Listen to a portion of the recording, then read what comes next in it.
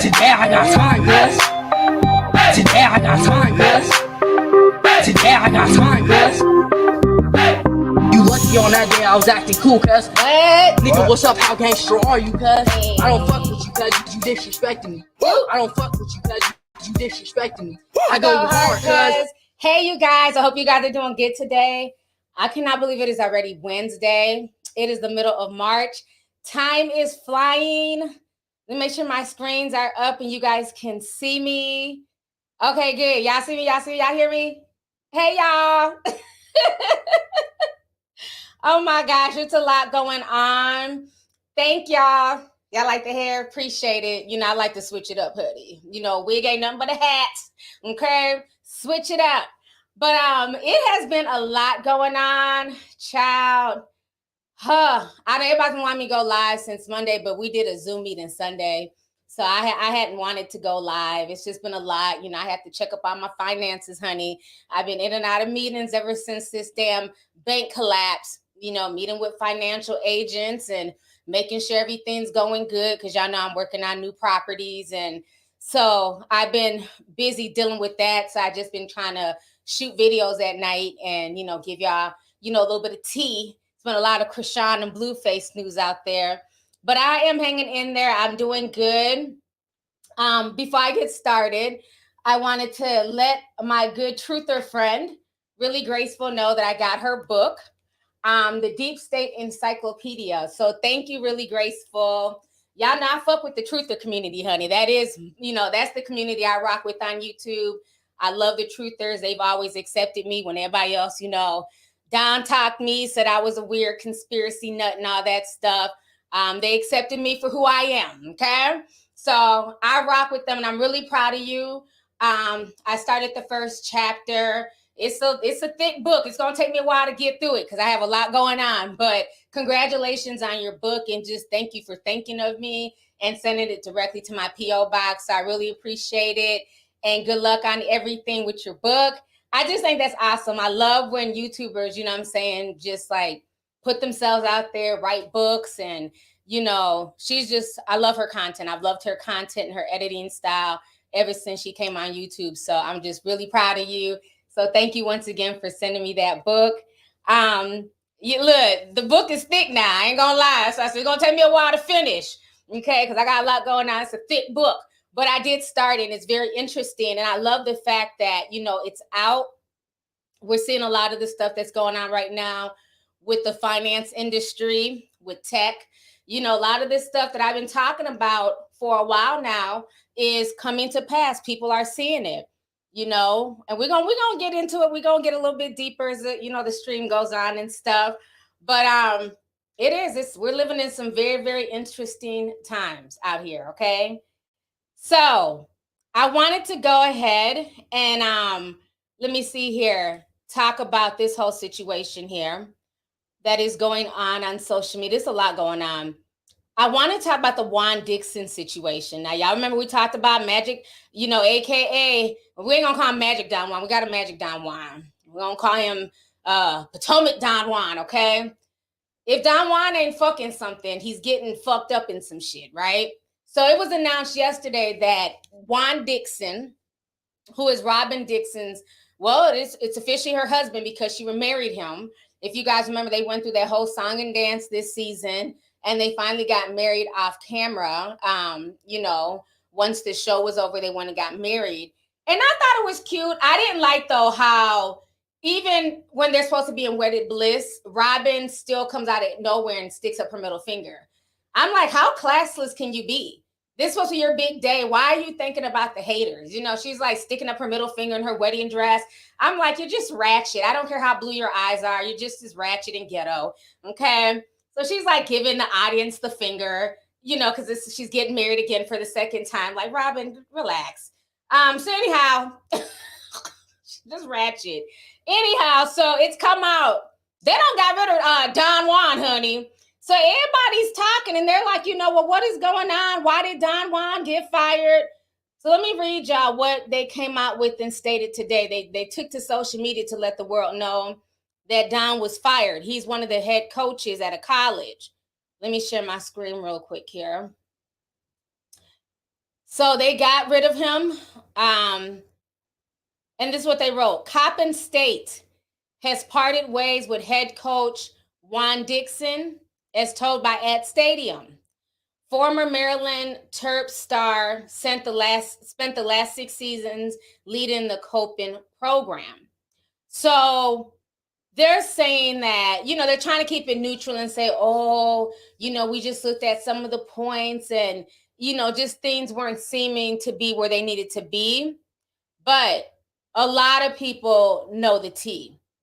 I believe they got rid of Juan Dixon because of the scandal that happened a few months ago, where it came out that one of the former team members of that team is suing that entire establishment, including Juan Dixon, for not protecting him. So this entire situation is just very disturbing. It's a very sick case. You have Juan's friend, his best friend, that he got the job. He ends up catfishing a young man. This young man at the time is an 18-year-old freshman. He's excited. He's playing basketball. And he ends up thinking that he's talking to, a baddie. He's playing college basketball. Girls throw themselves at athletes. So he's thinking he got this baddie. This bad chick wants him, and she wants to, see his package. She wants to see what he's working with off the court. So, kids being kids, child. The little boy, because to me, he's 18, he's still young. He done sent this person nudes and, he's hoping to get nudes back. Well, come to find out it was a catfish, okay? So now the person starts threatening him and saying, okay, I got your nudes. You need to give me, you need to start doing sexual stuff on camera. And I want you to do sexual stuff. Y'all can't hear me? Somebody said they can't. If you can't hear me, that's on you, because it looks like I have a very excellent connection, okay? All right. So they're trying to pressure him to start doing sexual stuff, and he's saying he doesn't want to. Then Juan Dixon's best friend, who's another coach on the team, comes to the young man and was like, oh my gosh, you know what I'm saying? I'm getting harassed too by the same person. And so he's looking like, okay, this is somebody I can confide in who can help me get out this situation. The person ends up telling them, we want to see y'all have sex together. And at first, the little boy's like, no, I'm not doing that. I'm not gay. I don't want to do that. And the coach is like, it's okay. Let's just get down. And then all of this will go away.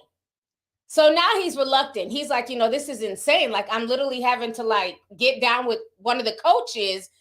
Like, this is crazy. So they end up doing the do on camera in front of this catfish. Okay. Yes, this whole situation is insane. And now they're thinking, okay, everything is done and over with. The boy, he's obviously upset, but he just wants all this to go away. So he goes home for the summer. School starts again. All of a sudden, the catfish is back. And the catfish is saying, now I want you to sleep with somebody else on the team. So now the little boy puts his foot down. He's like, you know what? I'm not doing this. This is not okay. You can do whatever you want to me. I'm done. The catfish ends up leaking every nude of the little boy, every sex act, him, beating his meat, him sleeping. Well, they didn't show that part, but he leaked out everything to embarrass the boy. So now the little boy is very depressed. He's, he wants to commit the S word. He's stressed. He finally admits to his parents what's going on, that he's been catfished. He's been threatened for the past 2 years. So now the parents are upset because, the school is supposed to protect the students. So they go and they have a meeting with Juan Dixon and, the whole staffing team. They said Juan was very cold, very dismissive towards the young man. And even after all his nudes leaked, Juan told him he had to come to practice that same day.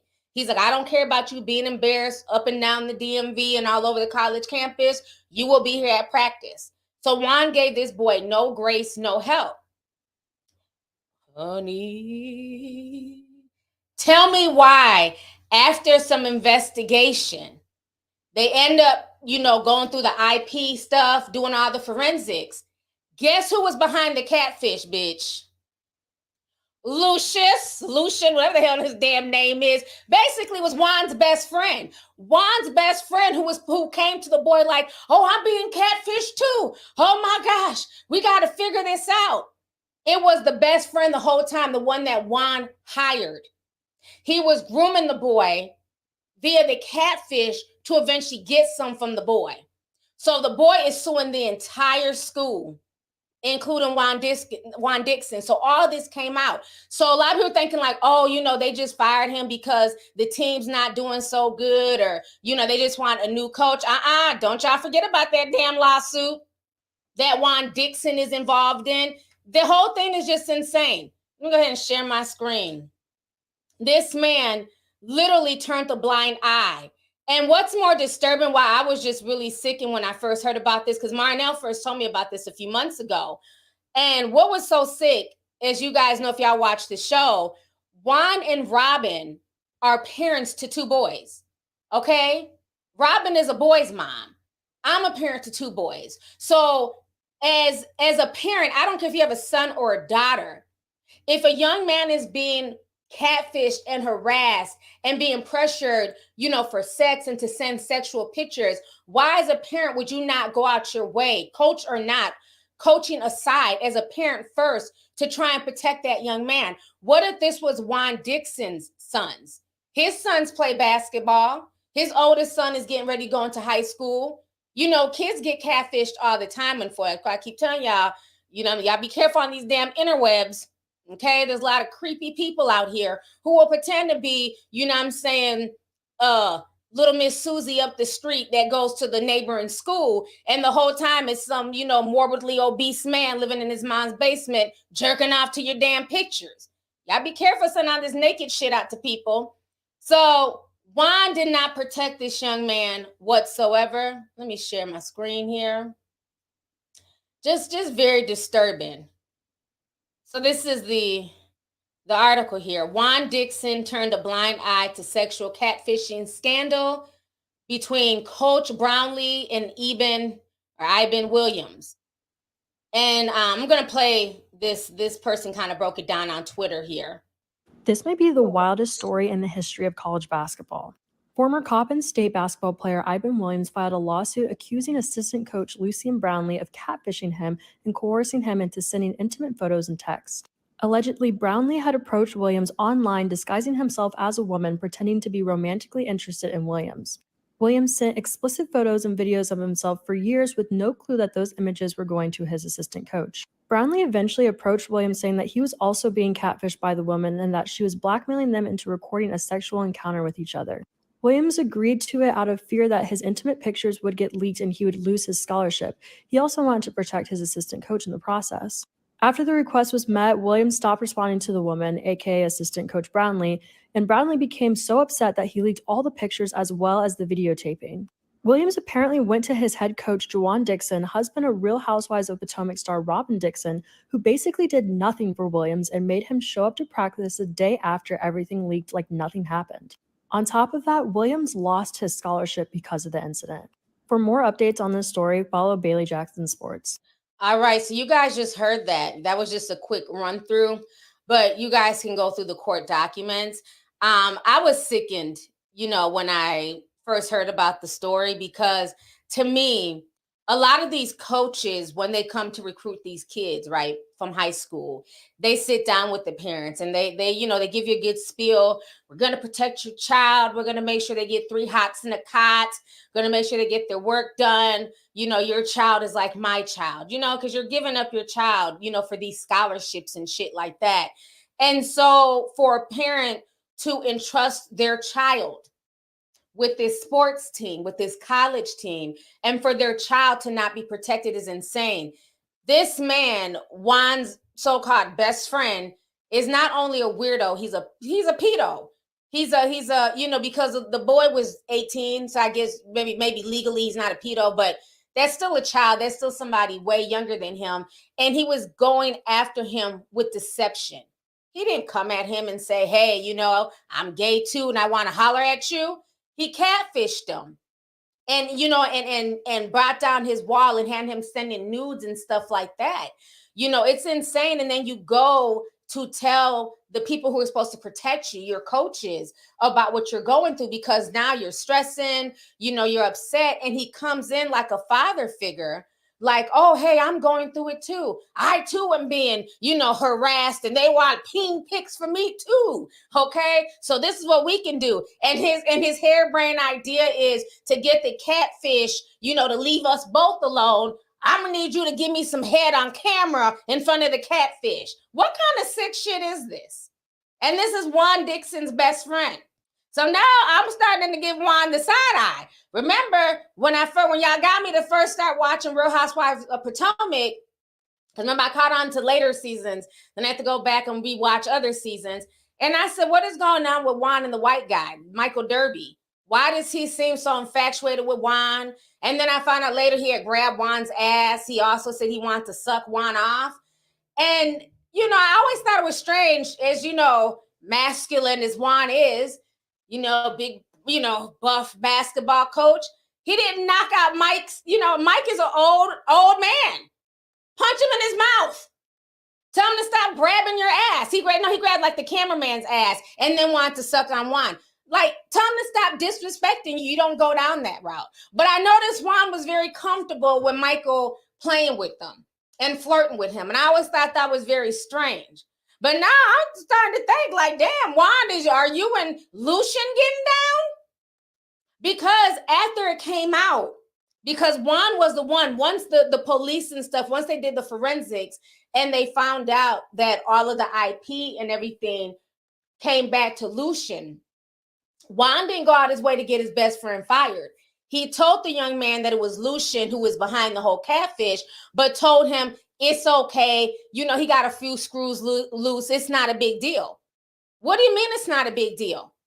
This man pretended to be somebody else, had me sending nudes, and then proceeded to act like he was coming to save me from a situation and force me into a sex act with him. And you want me to forget it because he supposedly has a few screws loose? So this is why they're getting rid of Lucian. I don't know if his name is Lucian or Lucius, child. Y'all pick. Either way, he's a demon. We're going to call him Lucifer. Because that's some devilish shit. And it's like, if he could do this to this young boy, who else was he doing this to? Matter of fact, this weekend, I was watching the ID channel like I always damn do. And there was a case. It took place in California. And it was an Asian teacher, very well-liked teacher. He was young. I think he graduated from one of them prestigious schools. And the teacher was catfishing half the students in his science room. So he was getting all types of topless pics and nudes from the 14 and 15-year-old boys, because they all thought it was like an Instagram thotty. Oh, there's a baddie in my DM. Young boys, they don't think. They think with their damn hormones. They see a picture of a baddie, they think that's the real person that they're talking to. So all the boys in the class, they just start sending this so-called Instagram baddie, pictures of them, nude and everything else. And come to find out the baddie was their Asian science teacher. So it's sad. The person ended up, he eventually got arrested, but it took a while because they kept making excuses for him and, he would never do that. And even when other students were suspicious because he would say little things to them, he would treat the female students really bad and, call them whores and talk to them crazy. And then when the parents would confront him, he'd act like the kids were lying on him. But I think he was just closeted. So he would take it out on the female students and then try and catfish the boys. It was a mess, child. It was on the ID channel. I watched it this weekend. So again, y'all got to be careful. But that is the real reason. Don't let Robin Dixon try and spin a new narrative. That is the real reason I believe they got rid of Juan Dixon. Because his behavior was inappropriate. He did not do the right thing. And, as somebody in a position of power, it is your job to protect young people, especially when they come to you needing help. It's one thing that the boy never said anything and nobody knew. He came to them needing help. Unfortunately, he went to the first coach first, who was really catfishing him. And then when that didn't, when the sex acts didn't stop it, he eventually went to the entire coaching staff. And, for Juan to act that cold and mean towards him, why? He did nothing wrong. He got catfished. You know what I'm saying? Like, that could happen to anybody. So why was Juan so cold and mean to him? Almost like he was upset that the boy was making a big deal out of everything and, causing, the flames to go up higher because he was sounding the alarm. So there's some sick shit going on in Potomac, honey. That's why I said, don't let all that, people having money don't mean anything. Some people are very, very devious. So that whole situation is a mess. I don't know if Juan can get charged. He's been fired. I hope the Lucius, whatever the hell his damn name is, Lucian Brownlee, that's his name. Let me see if he's been arrested yet. I know he lost his job and he's being sued. They're taking legal action against the university and Juan, but let me see, was he ever arrested? Let me Google real quick because he should face charges because, was it really consensual if the boy was having sex with you and giving you head under duress? Because that's how I look at it. He did it under duress to try and protect not only himself, but the coach that he thought was being, blackmailed. He was scared that his coach would lose his job because the coach that he had sent him nudes and he was cheating on his wife. So the little boy felt bad. Like, I got to protect myself and my coach, only to find out the coach was behind all of this. So I think, the head was under duress. I'm just saying. I'm trying to see if he was arrested.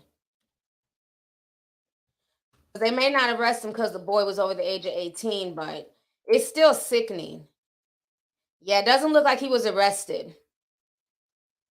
They're saying that he's just being sued. So yeah, I guess they can't, they can't force any criminal charges. But yeah, it was definitely 100% assault. He went about so many means of getting sex out this young boy. So, and honestly, this probably happens more times than not. And a lot of people are not honest about it. A lot of people are easily embarrassed. Who wants to admit that they were catfished? You know what I'm saying? So again, y'all have to be very, very careful with the people that you talk to online, the people that you send pictures to, because again, you never know. It may be that person, may not be that person. And let's just say, for instance, maybe it was a baddie. Maybe it was really a female. How do you not know that she may not have nefarious things? You know what I'm saying? She may take your pictures and blackmail you. Just have to be really, really careful when sending intimate pictures of yourself to people. For real. Yeah, the whole thing is it's really sad. Let me go ahead and read some of these comments here. I hope everybody's doing good. Welcome. Got about 6,000 people in here. Come on in. Let's see here. Ladybug says, please pray for my family. We just had a house fire. I believe in prayer. Please pray for us. Love you all. Thank you so much. I hope everything works out. We will definitely keep you in prayer. House fires are no joke. I hope you guys had house insurance. Everybody should make sure they have some type of home insurance. Even if you live in an apartment, always keep some type of insurance, just so that way, in case something happens, you guys are protected. So always have some type of apartment insurance and home insurance. But I hope everything works out for you. Let's see here. Blocky Anna's side hoe. Y'all are a mess. Leather hair boo, looking fly as always. Thank you so much. I appreciate you. Mocha Saj Beauty said $9.99 says, hey T, you are a light in this world. Always bring a smile to my face when I see you. And that tin hat be tingling. Thank you so much. I appreciate you, sis. Thank you for coming through today. Let's see here. Moneybag Mo's in the building. What's up, Mo? Mo done came through. She dropped $299.99. Thank you once again, Mo, for just coming through and showing support to my stream like always. It means a lot to me, so thank you so much. Appreciate you, sis. Let's see here. Junior Herrera sent $9.99, says, I finally made a live. I'm the playback king. Love you, Auntie. Much love from the Bay Area in California. Thank you so much. What's up, Junior? I'm glad you were able to make it to the stream today. Thanks for coming through. Appreciate you. Let's see here. JTV says, hey, T, been subscribed for a while. I'm loving it. Keep up the good work. I hope this message goes through. P.S. Can I please be a mod? Yes, just because I know you're always in here. Let me see here. There you go, Jay. Thank you so much for coming through. Appreciate you. Let's see here. Taylor Bradley says, "Hey T, I've been a tea sipper for over 6 years. You've been such a blessing for me through high school and college. Through the high school and college years. Love you, T. Love you too, and thank you so much. I appreciate y'all, man. I love my tea sippers. Y'all go hard, and I appreciate it. Like I said, if it wasn't for y'all, I'd have been left social media and found something else to do. But I love it, and I just love the support that you guys show. So thank you guys so much. Let's see here. Jillian sent $50, says your hair is gorgeous. You look like a beautiful Ariel. Sha la la la la la la la. Sha la la la la. Thank you. She says, "Happy Wednesday." Thank you so much. I appreciate it. Thanks for coming through, and thank you for the super chat, love. Appreciate you. Let's see here. Erica sent 10, says, "Hey, sorry I can't support like I used to because these bills are a mess, but I love you. Keep it." Thank you so much. And no, I appreciate it. I whatever y'all send, I don't care if it's $299 like Moneybag Mo or $199. Trust me, I appreciate it because y'all don't have to send it. It's very humbling, and it just shows that you guys support me regardless of what YouTube got going on. And that means a lot to me. So thank you so much. I appreciate it, sis. Jazz Harrison 5 says, "Hey T, I'm paying for Discord but didn't have access. Please let me back in. How did that happen? You paid and you didn't get in? Why didn't you email us?" Jazz, send me an email right now and we'll get you over to the Discord ladies and they will get you in there. So send me an email, lovelyti2002yahoo.com. Okay. Thank you. Let's see here. KN says the only reason he could have been that cold if he had known about it. Doesn't make sense to be nonchalant about such an issue as an adult. I agree, sis. Because even me telling the story to y'all, people are in the chat mad. People are shocked. People are disgusted. Meanwhile, Potomac Don Juan is sitting here like he's bored. Like, next case. Hold up. This young man has literally been assaulted and catfished, and you're acting like you don't care. So I agree with you. I believe that he knew what his best friend was doing, and he may have been in on it. And they thought it was funny. It was some type of sick joke to them, you know? So, yeah, that's not how normal people react to a situation like that, especially when you're a father of 2 boys yourself. Because had that been Juan's sons who were done like that, he'd be livid. He'd be pissed off. So to not have that same empathy for somebody else's child is sickening. So I hope that young man gets a lot of therapy because that's sad. You know, he went into this catfish wanting a woman and then he ends up having to sleep with a guy. You know, that's insane. So it's sad.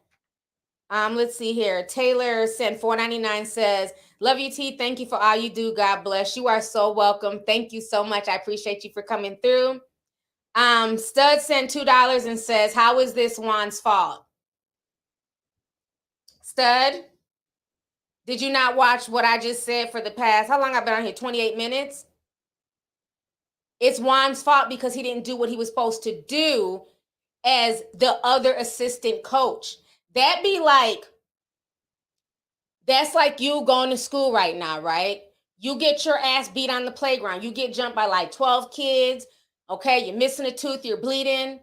You go to your principal for help, the assistant principal. You go to them for help. "I just got jumped." And they basically shrug their shoulders and say, "Better luck next time, kid," and walk off. Do you get how Juan is responsible now? He was supposed to help investigate and protect that young man. And he did nothing but give him the cold shoulder. So Juan, as a person who works in the school system, college, high school, elementary, whatever, you are delegated to alert the police when things like this happen. It is your job to sound the alarm. It is your job to get to the bottom of this. Juan didn't call the police. They were trying to keep it hush hush. They were being very dismissive of it.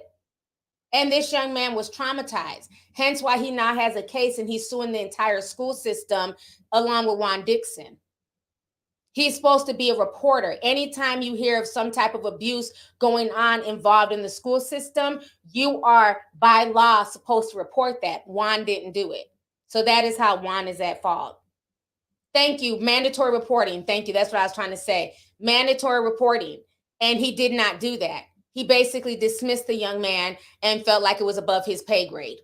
But we're feeling that the reason why he had that attitude is because he knew his best friend was behind the catfish. And he didn't care. And I'm sure the best friend had probably done it to other people. That wasn't his first time. So that's why Juan's at fault. So I hope that explained it. Let's see here. Todd Frenchson 5 says, as a parent, I would tighten them both up. Effing weirdos. These people are terrible and need to be dealt with criminally, monetarily. Meet me outside. Exactly. It's it's not okay. I mean, and think about this. I know a lot of times we try to dismiss things when it's young boys. Oh, he's a man. No, toughen up. But no, let's change the genders. Imagine if this was a young girl. Remember, they started when he was 18. So that's still a very young person. Imagine if this was a young girl thinking that she was talking to a young boy. Okay? And she's sending this other young boy, topless pictures of herself, nudes. Females do it all the time. That's what they taught me in Euphoria. They said, y'all send, naked selfies like how we used to, swap baseball cards and Cabbage Patch. What was that? Garbage Pail Kid cards. That's what y'all do now, right? That's y'all's generation. Y'all send, nudes, right? I'm not judging. That's what they said on Euphoria. So if I'm a young girl and I'm sending what I believe is another young boy, topless nudes of myself, but the whole time it's the lesbian, gym teacher catfishing me, and she comes to me crying tattooed tears like, oh, I'm being catfished too. We gotta, us women have to stick together. We gotta, rage against this person who's catfishing us. Let me eat your coochie. Y'all would feel so much more empathy if that was a woman. Do y'all get it? Same thing, genders reversed. Nobody would excuse that. You know what I'm saying? And that's what happened to the little boy. He basically had to suck peen under duress. That ain't right. That ain't cool. You know what I'm saying? So yeah, as a parent, man, this is some weird shit. I don't care if it was a little boy or a little girl. It's not okay. It's not okay. And to know that a person in authority was behind it is sickening. It's one thing if it was a random stranger on the internet, but to know your coach, and this man is, and think about it, the man is getting off on knowing that he's causing this little boy anxiety, stress, sleepless nights, because he's befriending him and like, yeah, I'm going through it too. He's pretending to go through it with the boy, just lying to him, knowing he's the one typing all the bullshit and harassing him. That's some psychopathic shit. He needs to be in jail. That's some really devious stuff. It really is. Somebody said lesbian gym teacher left my ass off. My gym teacher in middle school and elementary school were lesbians. Every gym teacher I've ever had was a lesbian. But back then, they never said it. Like it was, I grew up in the 90s, so nobody talked about this. I don't know what y'all be doing in school now. Y'all's teachers be trying to get affirmations from the children. It's very strange nowadays in school. But all my gym teachers, the females, they were all lesbians, but they never came out and said, I'm gay. They never did that. You could just tell. They're very manly. But my one gym teacher in elementary school, she was cool as hell, flat-chested as hell. But she was so funny. She'd be like, y'all need to run around the gym. And we'd be like, I forgot her name. And we'd be like, can you play MC Hammer? We'd be like, can you play You Can't Touch This? And she'd be like, no, y'all can listen to Young MC. She used to think that Young MC was MC Hammer. So they would be playing the Young MC song, Just Bust a Move. We're like, this is not MC Hammer. It has MC in it. Running around the gym. She was so crazy. And she used to smoke like a damn chimney. So while we're running around the gym, she would go out the exit door and be out there smoking. Our gym teacher was a mess in elementary school, but she was cool as hell. But she used to smoke. She smelled like cigarettes, and she would only play Young MC because she thought, as long as it had MC in the name, it did not matter. We were like, can you play You Can't Touch This? Yep. You want You got, this is not, you can't touch this. Well, it's MC somebody. Y'all run.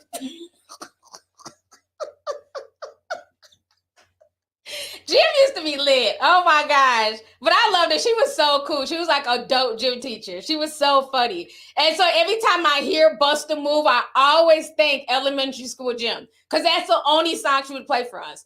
She'd be like, it's Willard. And he has MC in his name. Bless her heart, honey. Let me see here. Nails World Sim 499 says, I'm not surprised with Juan. He seems shady. He cannot even stay out of hotels with women. When he has women at home, this is crazy. The youth should be safe. Exactly. No, I definitely agree. So, y'all, let me see. I've been on here for 35 minutes. Let me go ahead and play this ad, child. You know what we're going through here in this social media world. So let me play this ad real quick.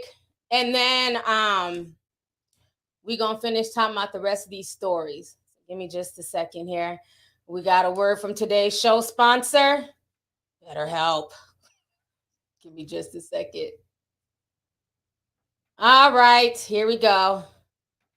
Hey, you guys, I hope you guys are doing good today. Today's show sponsor is BetterHelp. And as you guys know, a lot of people are going through it. People are really stressed out. We have the cost of living going up, and a lot of people do not know what their future may look like in 2023. Did you know that a licensed therapist can help you become a better problem solver, making it easier to accomplish your goals no matter how big or small? Talking out your issues, problems, and fears with a licensed therapist can help you become less stressed and more confident in accomplishing your goals. So if you're thinking about trying out therapy, BetterHelp is a great option. It's convenient, it's accessible, and it's all online. All you have to do is go onto their website and fill out a short survey, and they will match you with one of their hundreds of licensed therapists. And also, don't forget that if you're not clicking with that therapist, you can switch therapists at any time. So you're never going to be stuck with one particular therapist. So if you want to be a better problem solver and get your goals accomplished, therapy can definitely get you there. So make sure you guys go on to betterhelp.com/sipslow to get 10% off of your first month. So once again, go onto the website, betterhelp.com/sipslow to save 10% off your first month. So make sure you guys check them out. All right, y'all. Thank you guys for your patience. Oh, we got to pay some bills around these parts. So anyhow, I want to go ahead. We're going to switch out for the whole Juan Dixon situation, but I had to talk about that because I saw a lot of people, saying that's not right. Oh, they done fired the black man. Oh, they're picking out. No, y'all don't want to claim this black man right now. He was on some bullshit. So I think more people, a lot of people didn't know about it, kind of went under the, radar. But I believe that's the main reason why they fired him, because now the school is looking at a huge lawsuit, and that young man should get every penny, because what happened to him was not okay. And again, like I said, if the genders were reversed, it probably would be more viral. If this, like I said, this was a young girl and she was catfished in this manner, this probably would be a big Me Too movement. So no, Juan deserves to be fired, and he should have been fired months ago, in my personal opinion. So I think he messed up right now. I don't think he's going to be able to get another coaching job. I wouldn't want him coaching my kids. I know that much. Because if you're not going to treat my kids like you would treat your own, I don't want you coaching my children. Because again, he has 2 boys. If those were his sons, Juan would not have let that go. He would not have let that go. So now I want to go ahead and segue here. I want to talk about this situation that's going on with Charleston White, okay? Now, I have not watched Charleston White in a while, unless he's viral for something. The last time I watched him, and at that point I was over him, was the whole situation when he pulled out the gun on that blogger. And I think it came out later that it was staged, or, just some goofy, stupid shit for them to go viral. But I don't agree with the antics. You can't talk about violence in hip hop and, all these rappers, having guns and doing the wrong thing. And then you're perpetuating that same lifestyle. Even if it was a skit, why even have to go there? So I haven't watched him since then, but I guess him and DJ Academics, they were supposed to be doing some type of, live comedy shows. Funny how everybody's doing live shows now, right? So they're supposed to be doing some type of live comedy show. Now, him and China Mac, they've been going back and forth for a while now, from what I'm hearing. And so there's a video of Charleston White going off on Asian people. And he is going in, being very, very like just derogatory, saying a lot of like really messed up stuff.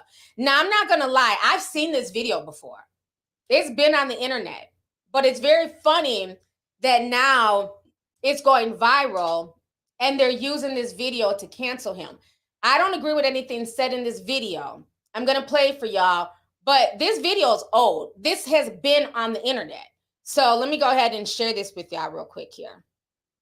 Give me just a second. Okay, here we go.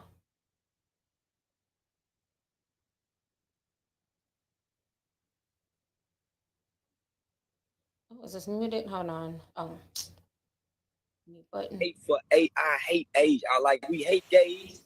I don't give a fuck about the Asian hate bill. I hate Asians. I hate Johnny Dane.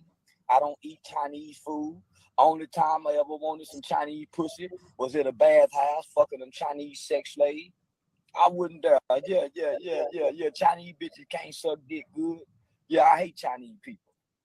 Shit, I don't give a fuck about China, man.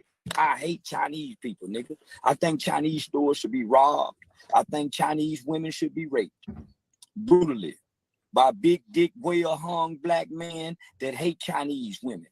Fuck China Mac. I think Chinese babies should be raped, nigga, and killed and used as alligator bait. I think Chinese babies should be killed and sodomized and used as alligator bait. Fuck China Mac, nigga. I hate Asians. I'm a hate for. Okay. So they go back and forth. Clown Charleston White just made, right? And before I go any further, let me say this. Let me make this very clear. Charleston White don't speak for all black people. He don't. This ain't a black and Asian thing. This is a Charleston White thing. So we gonna keep it on Charleston White. Charleston White, you a bitch, right? You got a lot of foul stuff to say about my people, and we gonna hold you accountable for that. Facts. April 30th, you're gonna be in New York City, right? You got a show at the Gramercy Theater, right? With academics, right? Academics, you stand by this, bro? Are you co-signing this? You co-signing this racism, this rhetoric, this bullshit? Is you co-signing that? Because inquiring minds want to know, bro. Like, you know what I'm saying? Gramercy Theater, right? April 30th, right? Say less. So this video. Okay. So they've been going back and forth. China Mac is taking up for his people. You know, he definitely feels a way. People are trying to hold DJ Academics accountable as well. So basically, read the story. White and AK's The Truth is Funny comedy show was scheduled to be held at the Big Apple's Gramercy Theater on April 30th, but it has been axed for undisclosed reasons. The tickets were scheduled to go on sale Monday, March 13th, but never hit the open market. Many have connected it to Charleston White's recent vitriolic rant against rapper China Mac and other Asians, although that has yet to be confirmed. So now this is what Charleston White is saying. Hey, yo, so that when you still was a D-Town nigga. They canceled your show in NYC. Talk about it. I canceled the motherfucking show. China Mac scared the shit out of me. They ain't canceled nothing. I canceled that motherfucker, nigga. I can't take no guns to New York. Then they said I can't bring the pig poker. They said I couldn't bring the pig poker. So they told me I couldn't bring. So all the knives out, you can't bring that knife. You can. I said, man, I ain't going then. Fuck that. Do you fuck Asian women?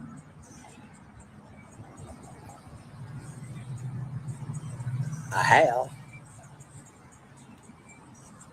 Yeah, when I used to play trick. I played trick before. Yeah, I played trick before. Yeah, going to the Asian bathhouse. Nah, you scared, huh? Scared the motherfucker. Nigga, I ain't scared. As long as I can bring my weapons, I ain't scared. But I can't fight, my nigga. No. I just found out Charleston White show got canceled, right? Academics, that show got canceled. I know a lot of people happy about that. You feel me? But I'm not one of those people because I was really actually looking forward to the show. Like I wanted to meet Charleston White in person. Like I wanted to see like that energy. I wanted to see if that energy was going to be the same in person. Like if he was going to keep that same energy. You talk mad shit about New York City, bro, my city. You talk mad shit about my people. Like, you know what I'm saying? I want to see what's up, bro. So now you're not performing in New York City no more. What's up, bro? I need that fade, man. You trying to step in the ring with me or what's up? Let's make that happen, bro. Let's get to that. Hey, yo, so. Okay. So that is the gist of all the drama with Charleston White, China Mac, DJ Academics. Now, let me say this. I don't agree with, the words and the vitriol that Charleston White was spewing against the Asian community. Okay. I don't find humor in somebody talking about babies being sodomized and all that stuff. But let me say this. What I find very interesting is that Charleston White has said a lot of crazy shit about Black folks. Oh, he said all types of crazy stuff about Black folks, Black women, Black children, and is there some truth in his message? Yes, of course. Two things can be right. He can have a truthful message at times, and at times he can be very, very, low vibrational and gutter. And what's very interesting is that when he says vile things about Black people, and a lot of Black folks have called for him to be canceled, like T.I. and Lil Boosie and all them, it's crickets. But now that he's offended the Asian community, there's moves being made. I find that very, very interesting. It seemed like China Mac and all these people were cool when he was going in on Black folks. When he was dogging Black folks out and, calling Lil Boosie's son a shiny, what did he say? He said he was shiny like a black shoe or something like that. When he was going in on T.I.'s son, everybody was laughing. A lot of the jokes that he was going in on were, they were low-key funny, some of them. And I didn't see China Mac coming out and going off and saying, hey, that's not right. You shouldn't be going in on them. You're doing too much. It seemed like I'm only hearing all this outrage now that he's talked about Asian people. It's very interesting. Like I said, I don't agree with what he's saying, but where's the energy? Like he's been disrespectful. Why is this the cherry on top? That's the part that's very interesting to me. But again, that's just how it is. You can always go in on Black folks. You can always disrespect your own, but the second you start going in on other people, on other people's folks, and they're not trying to have it, now there's petitions. Now, no jumpers changing their stance.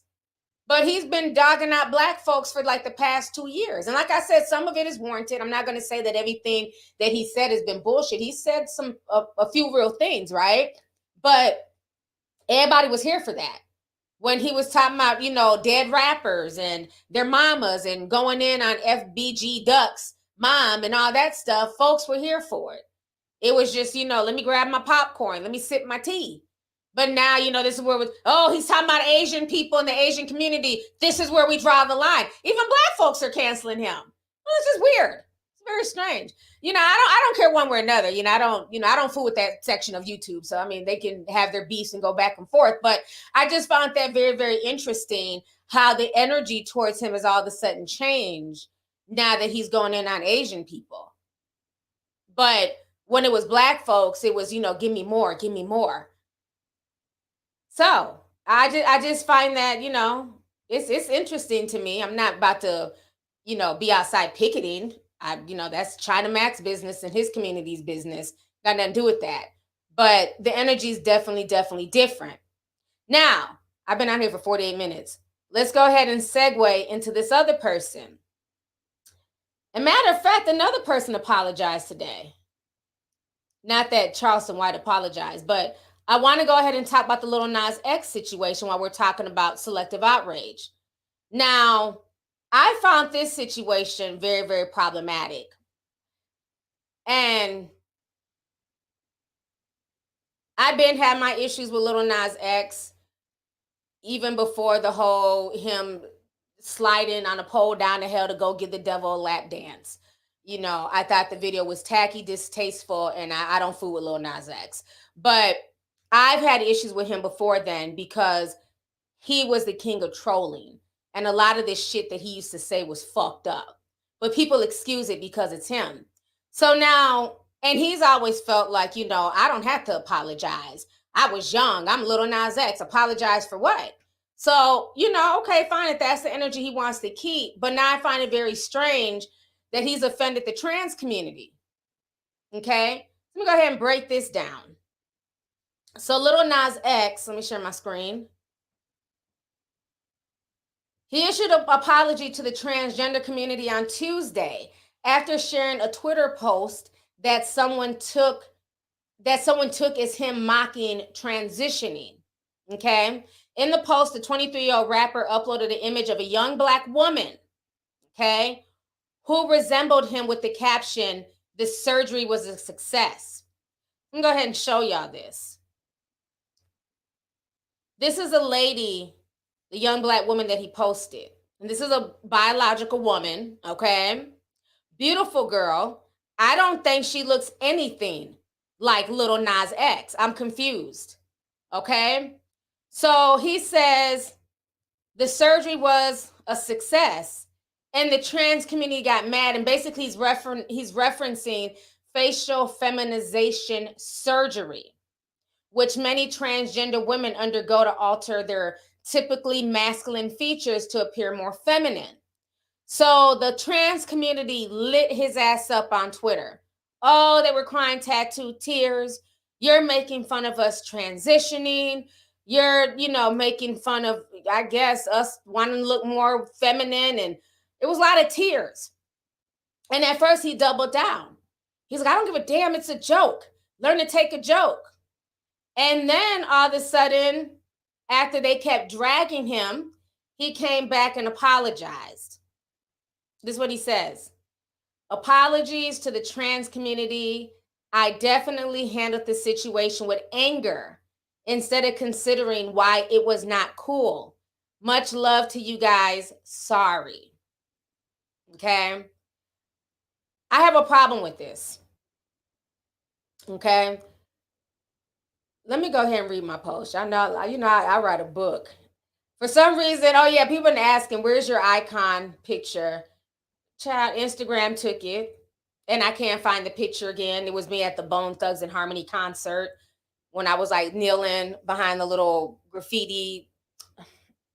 I woke up, Instagram they just messed up my shit. So that's why I have no icon picture. I probably look like a troll. Marty was like, I can create a new picture for you. I said, fuck Instagram. So I just have no face right now on Instagram.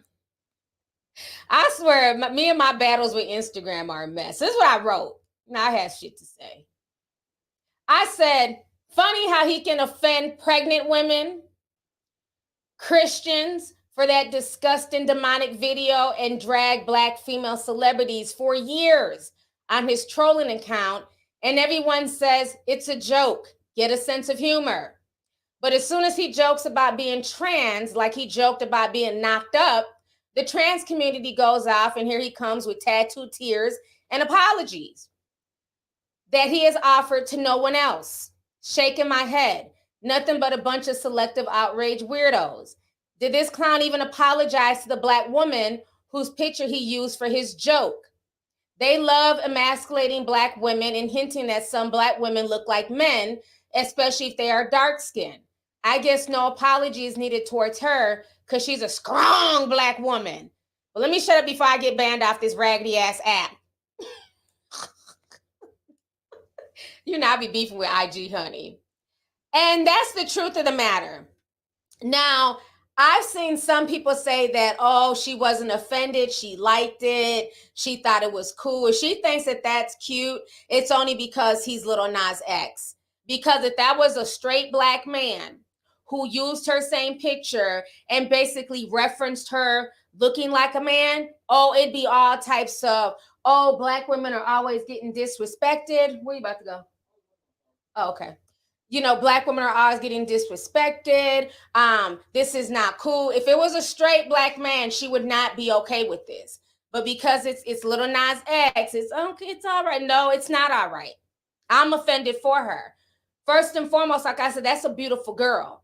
I'm trying to figure out how she even looks. Besides the skin tone, she looks nothing like Lil Nas X. Again, when biological women who were pregnant and who have had children were offended by his pregnancy photo shoot. Let me go ahead and refresh your memory.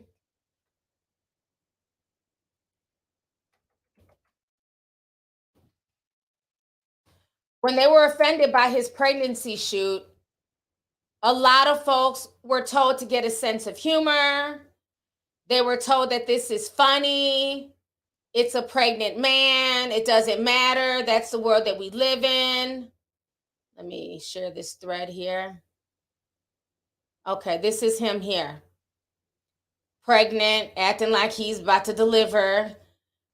You know, and a lot of people were offended by that. They didn't think it was funny. And they're like, you know, pregnancy is not a costume. You have women who are trying to become mothers, who are trying to become pregnant, who can't get pregnant. Or you have women who have been pregnant who had, you know, a miscarriage. Like, it's not a costume. And you can say it's because he's, you know, black. They lit James Charles' ass up too when James Charles tried to do the same thing. James Charles is a makeup influencer who also thought it was cute to, you know, showcase himself being pregnant. And so, you know, I get it. You know, he wants to troll and be funny. Y'all can watch my previous Lil Nas X videos where I show y'all, I go down the rabbit hole of all the trolling accounts he had and how he went in on so many black female celebrities, went in on their looks, went in on Blue Ivy, talked about touching his little cousin. He has a very sick sense of humor, and everybody's rebuttal to me is, he was young, get over it. He was a child. No, I'm sorry, at 16, I don't find it funny to talk about molesting your little cousin. I don't get the joke in that. Okay, just like I don't get the joke in Charleston White's joke about Asian babies. I don't find that type of shit funny, but again, maybe y'all do. But my thing is, it's very interesting that when the Christians were upset about him turning into a damn devil and, you know, giving the devil a striptease and doing all that stuff in that video, oh, y'all need to learn to take a joke. It's just art. Y'all take stuff too seriously. He's the king of trolling. Well, I'm confused. If he's the king of trolling, why can't the trans people understand that he's just trolling? Why did they need an apology? It's okay, I'll wait. Why is their community always treated differently?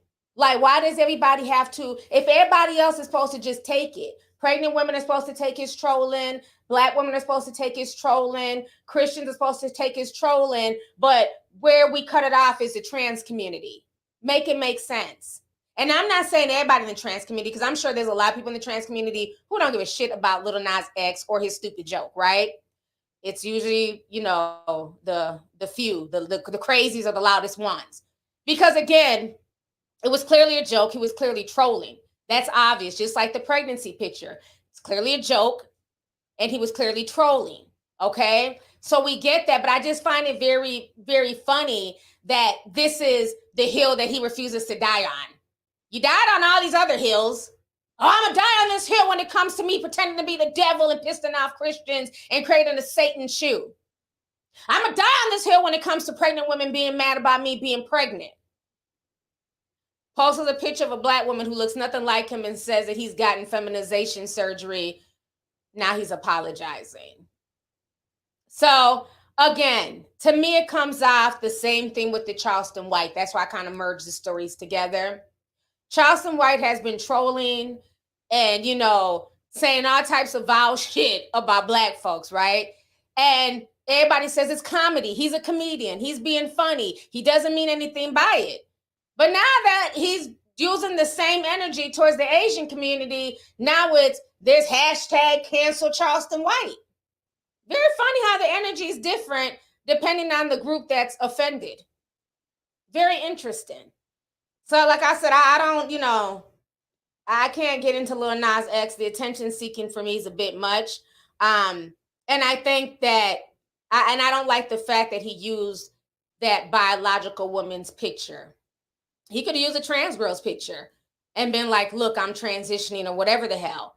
But why use her picture? She didn't ask to be used like that.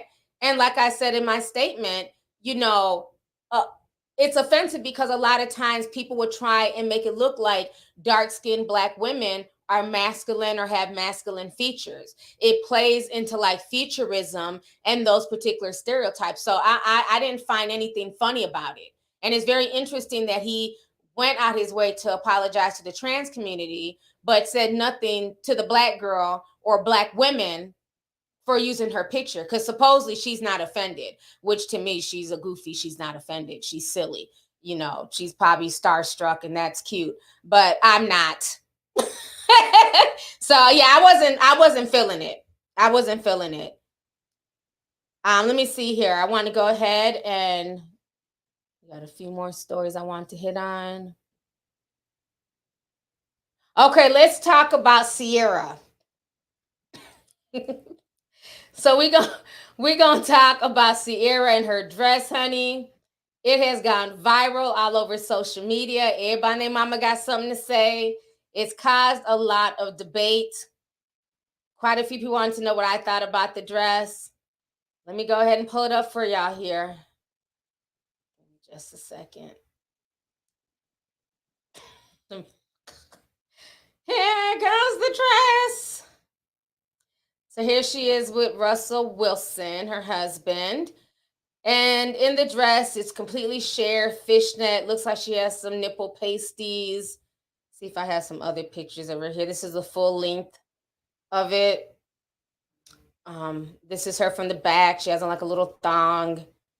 And so this is causing a lot of controversy. A lot of people feel like this is trashy. She's a wife and mother. She's too old. Why is she dressed like this? So people have been dragging her. They've even called him some type of cuck and says that, you know, he looks disturbed and she's emasculating him because of this dress. Now, let me be honest. I'm not a fan of this dress. I just don't, in my personal opinion, I don't find the dress that attractive. I just don't. I don't know if it's the way it's bunched in the front. It's not an attractive dress to me. It looks like something you would wear on the beach. You know, like it looks more like swimwear. But with that being said, there are a lot of other scantily clad women as well at the damn Vanity Fair Awards. Let me go ahead and show y'all this. And I noticed they're not getting as much heat as Ciara. So here goes some other women. I don't know who everybody is. This looks just as tacky as this to me. I don't like it. I think it's the way it's sitting. It almost makes her look a little bit pregnant. It just doesn't look right.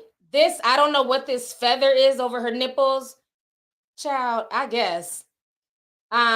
This is the back of it. This is this lady. Who is this? Hunter Schafer. I don't like this. I don't think it's that cute. This is weird. This is another person. She has on some type of pasties. I don't like this. It don't look right to me. I don't like that.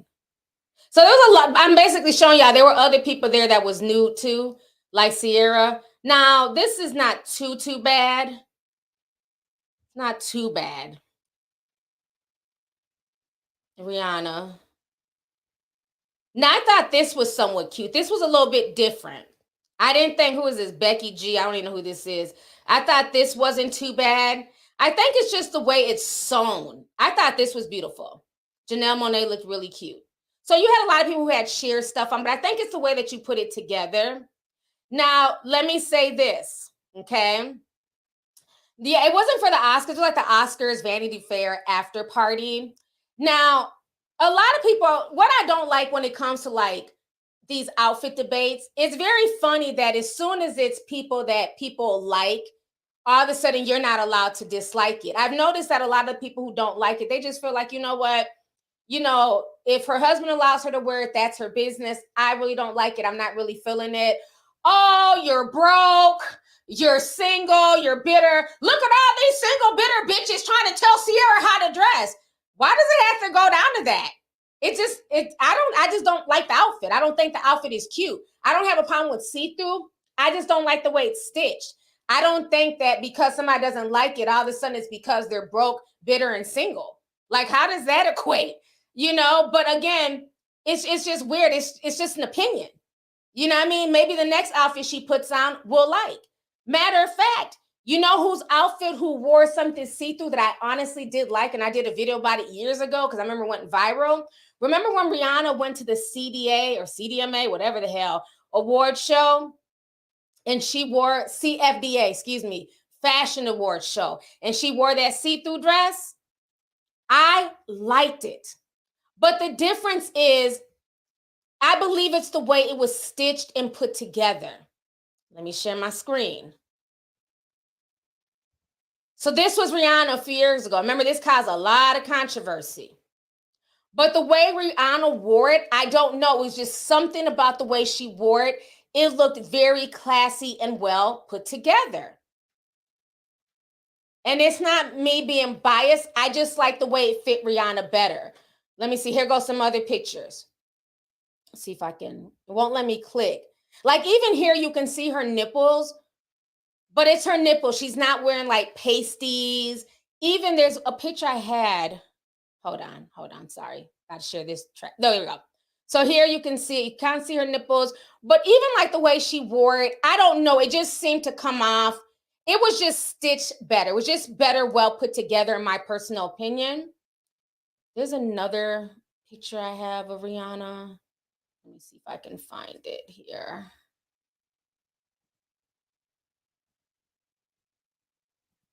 Is this the one? No, that's Vanity Fair. There was just like another one. It had, because I want y'all to see the back of her dress too. Let me Google it because I want y'all to look at I want y'all to see the full effect. Okay, let me share this tab. Okay. So this was like the back of Rihanna's dress. Let me see if I can go on the page because some of this stuff is old. I just feel like the way Rihanna wore it. See, a lot of these pictures aren't showing up on the websites because it's so old. So you got to like look at it on Google. It doesn't come on that website. But even her thong, it was like here it is. That's the one. You see how it's like a thicker thong. Hope y'all can see what I'm pointing at. You see, it's like thicker, it's more nude. It's something about the way this is stitched compared to how this was stitched. Let me share this tab. I don't know. I don't like the front of it. I think maybe the holes are too big, like the fishnet part of it. It's just too big.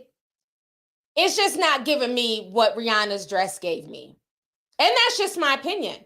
Does that make Ciara a horrible person and a bad wife? No, it's just my opinion, but I just don't like the fact that unless you're like praising it, all of a sudden you're like, bitter and angry. And no, I just didn't like it. And I have nothing, and I have no problem with see-through or scantily clad, but there's a big difference with the way Rihanna's was. I feel like, thank you. Who said that? Cherry Baby said sloppy, was put together sloppy. It's like, Ciara's outfit it didn't look high end to me. Like, I feel like I could find Ciara's outfit at your local strip, like the little, those little strip malls where you can get like the little strip outfits on South Beach to wear to the club. That's how her outfit came off. It didn't come off like it was a high end outfit to me. It came off like something I could just buy off of like Fashion Nova and wear. You know what I'm saying? But I felt like the way Rihanna's was put together, maybe because the holes were a little bit smaller. She had more diamonds. I'm all about bling, honey. So it was a lot of shine. And it gave more of an illusion. Whereas, Ciara's was just like full on thong and nipple pasties. It just wasn't put together well. Somebody says Zara. Yeah. It just wasn't put together well, and then again, with her, being married, being a mother, being a Christian, I can also see why people kind of felt away because these are the things that she preaches. I'm a wife and Ciara's prayer and, they're at prisons, praying with prisoners and, doing Bible study. So yeah, people might feel away when they see, the pastor's wife, not saying he's a pastor, but hell, he plays the role, coming down the runway naked. People, some people feel away. Rihanna's never had that vibe. Rihanna's always came off like a big old freak. So, when she comes running down the runway in some see-through shit, we're like, it's Rihanna. So You know, is it fair? Maybe not, but that's how people look at stuff. But I just don't like the fact that, you know, people have a lot to say solely about her. Because I'm like, did y'all not see the girl with the feather on her nipples? That wasn't cute. If we're going to talk about, you know, showing too much, she's literally covered by a feather. And she don't get away with that because she's small chested. Because at that shit, had she been shaped like a damn, had some big old cantaloupes, that feather would have flew away. That's the only reason why she can wear that. I didn't like it. That was a bit too much, but I'm just noticing that, you know, Ciara is definitely getting a lot more smoke for her outfit than the other people who were naked too. And like I said, you know, I don't know. I just feel like maybe the way Rihanna wore hers, or maybe because Rihanna has done it already and she's done it very well. Again, not impressed, not impressed.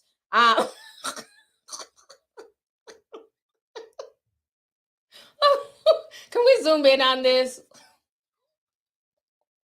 Like what is this? Is it metal? Is it like cloth?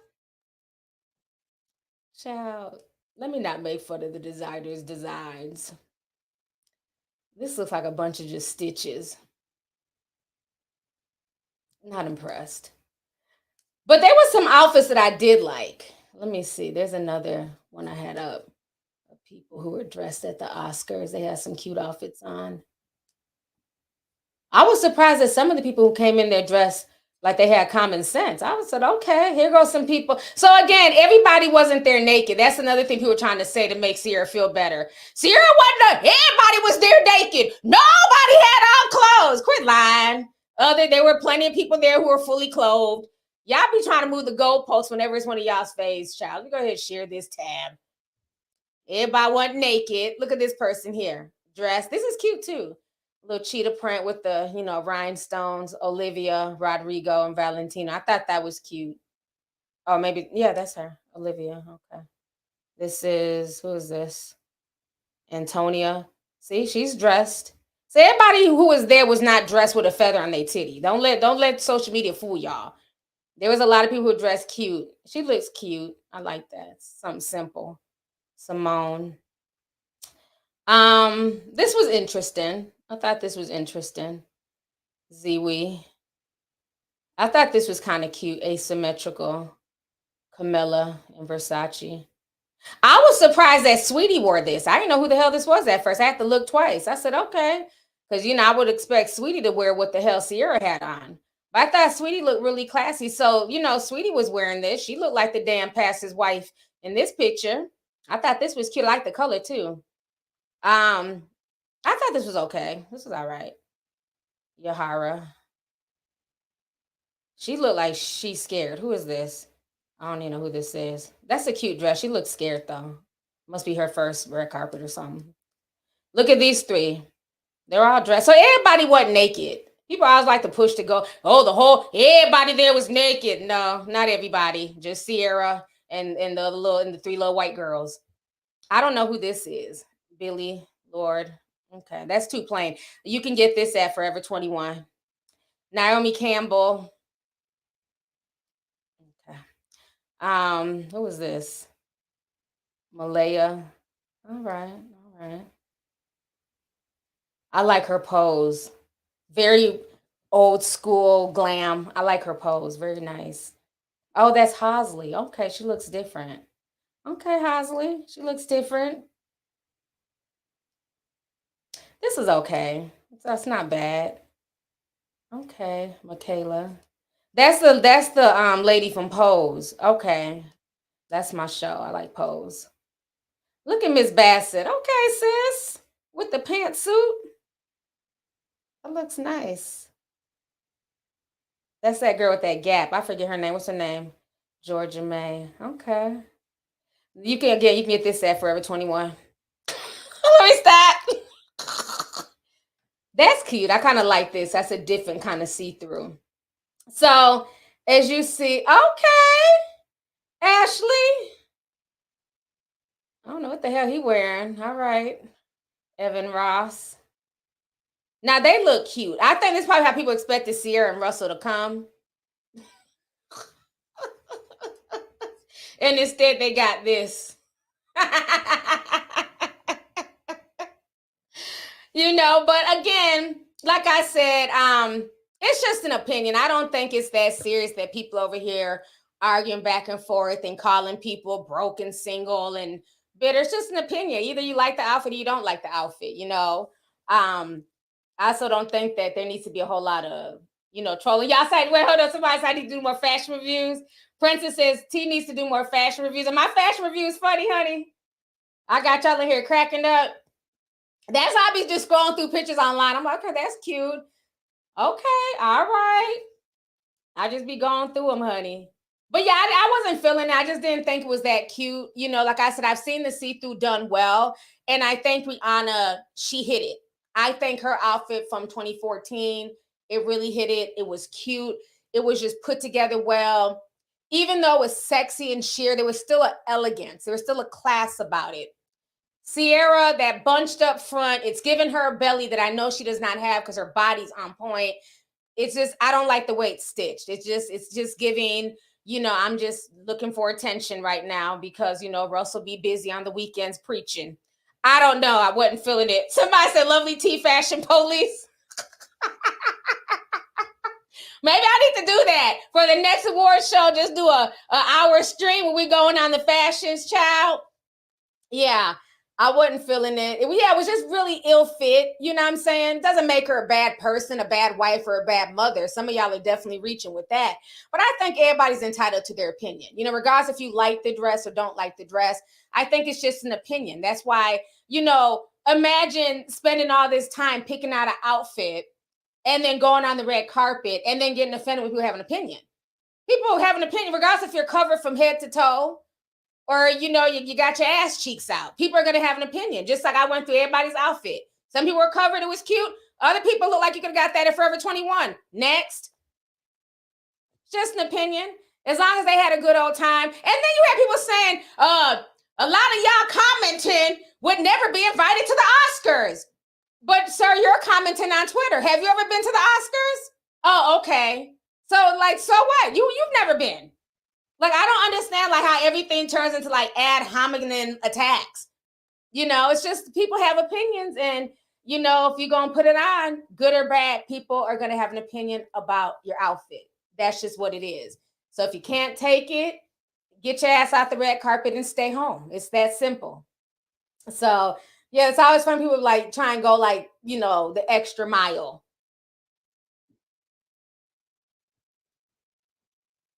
That's all that is. Let me go ahead and read some more super chats here. Hold on here. I think I read that one. Okay. Nina Miles said 1999 says, this sounds like a damn telenovela. Laugh out loud. Love you, TT. Looking great, by the way. Thank you so much. Yeah, the Juan Dixon situation is a hot mess. That's why I had to break that down first. So thank you. Let's see here. Miss Aaliyah says, hey, beautiful, lovely T. Love and appreciate you for all you do. Great work. Thank you so much. Appreciate you, sis. Thanks for coming through. Noah K says, hey, T, I love your videos. Been keeping it real since Azealia and Sky for me. Help me through CN1 and 2. I think you're saying C1, C19. C19. Thank you so much. I appreciate you, Noah. Thank you for coming through tonight.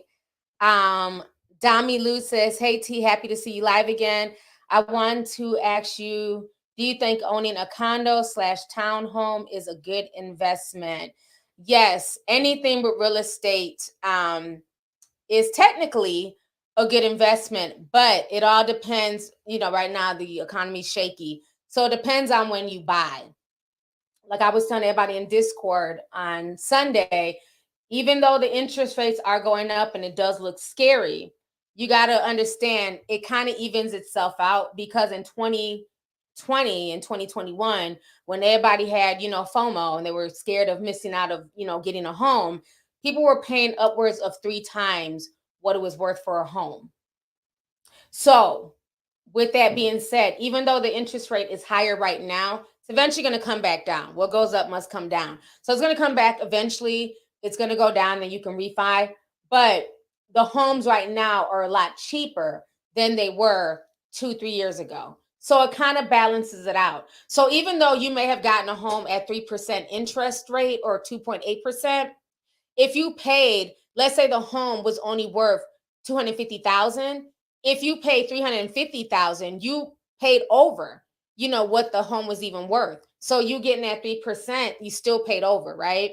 So anything in real estate can be a good investment, but it depends on when you get in and, if you can get it at a good enough, low enough price. And if you're what type of investment is going to be? Is it going to be like an Airbnb? Are you going to rent it out? Are you just going to buy it, flip it and then sell it? So it really depends on what you're planning on doing. But real estate is king. At the end of the day, real estate is king. You can always borrow against it. You can sell it. You can flip it, and that's more sturdy at this point than a lot of other things, than crypto. But I digress. But thank you for the super chat. Let's see here. DJ says, hey T, I've been following you since 2009. My birthday is tomorrow, but I have to work.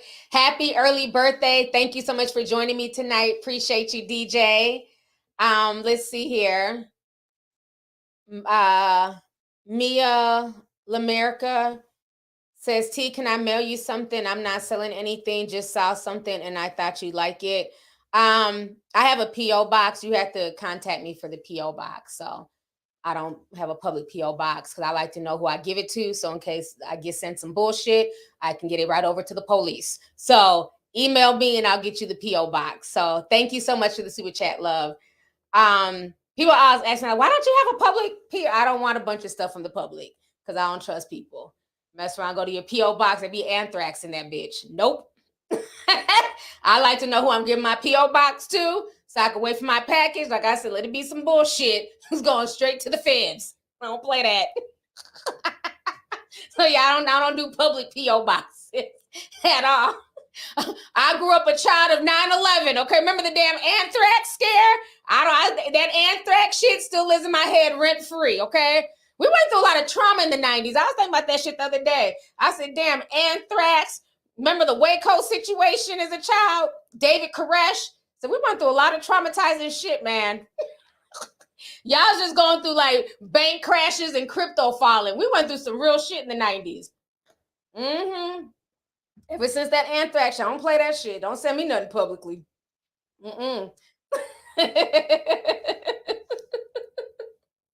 Let's see here. Gigi Tavares at $199 says your eyebrows look amazing.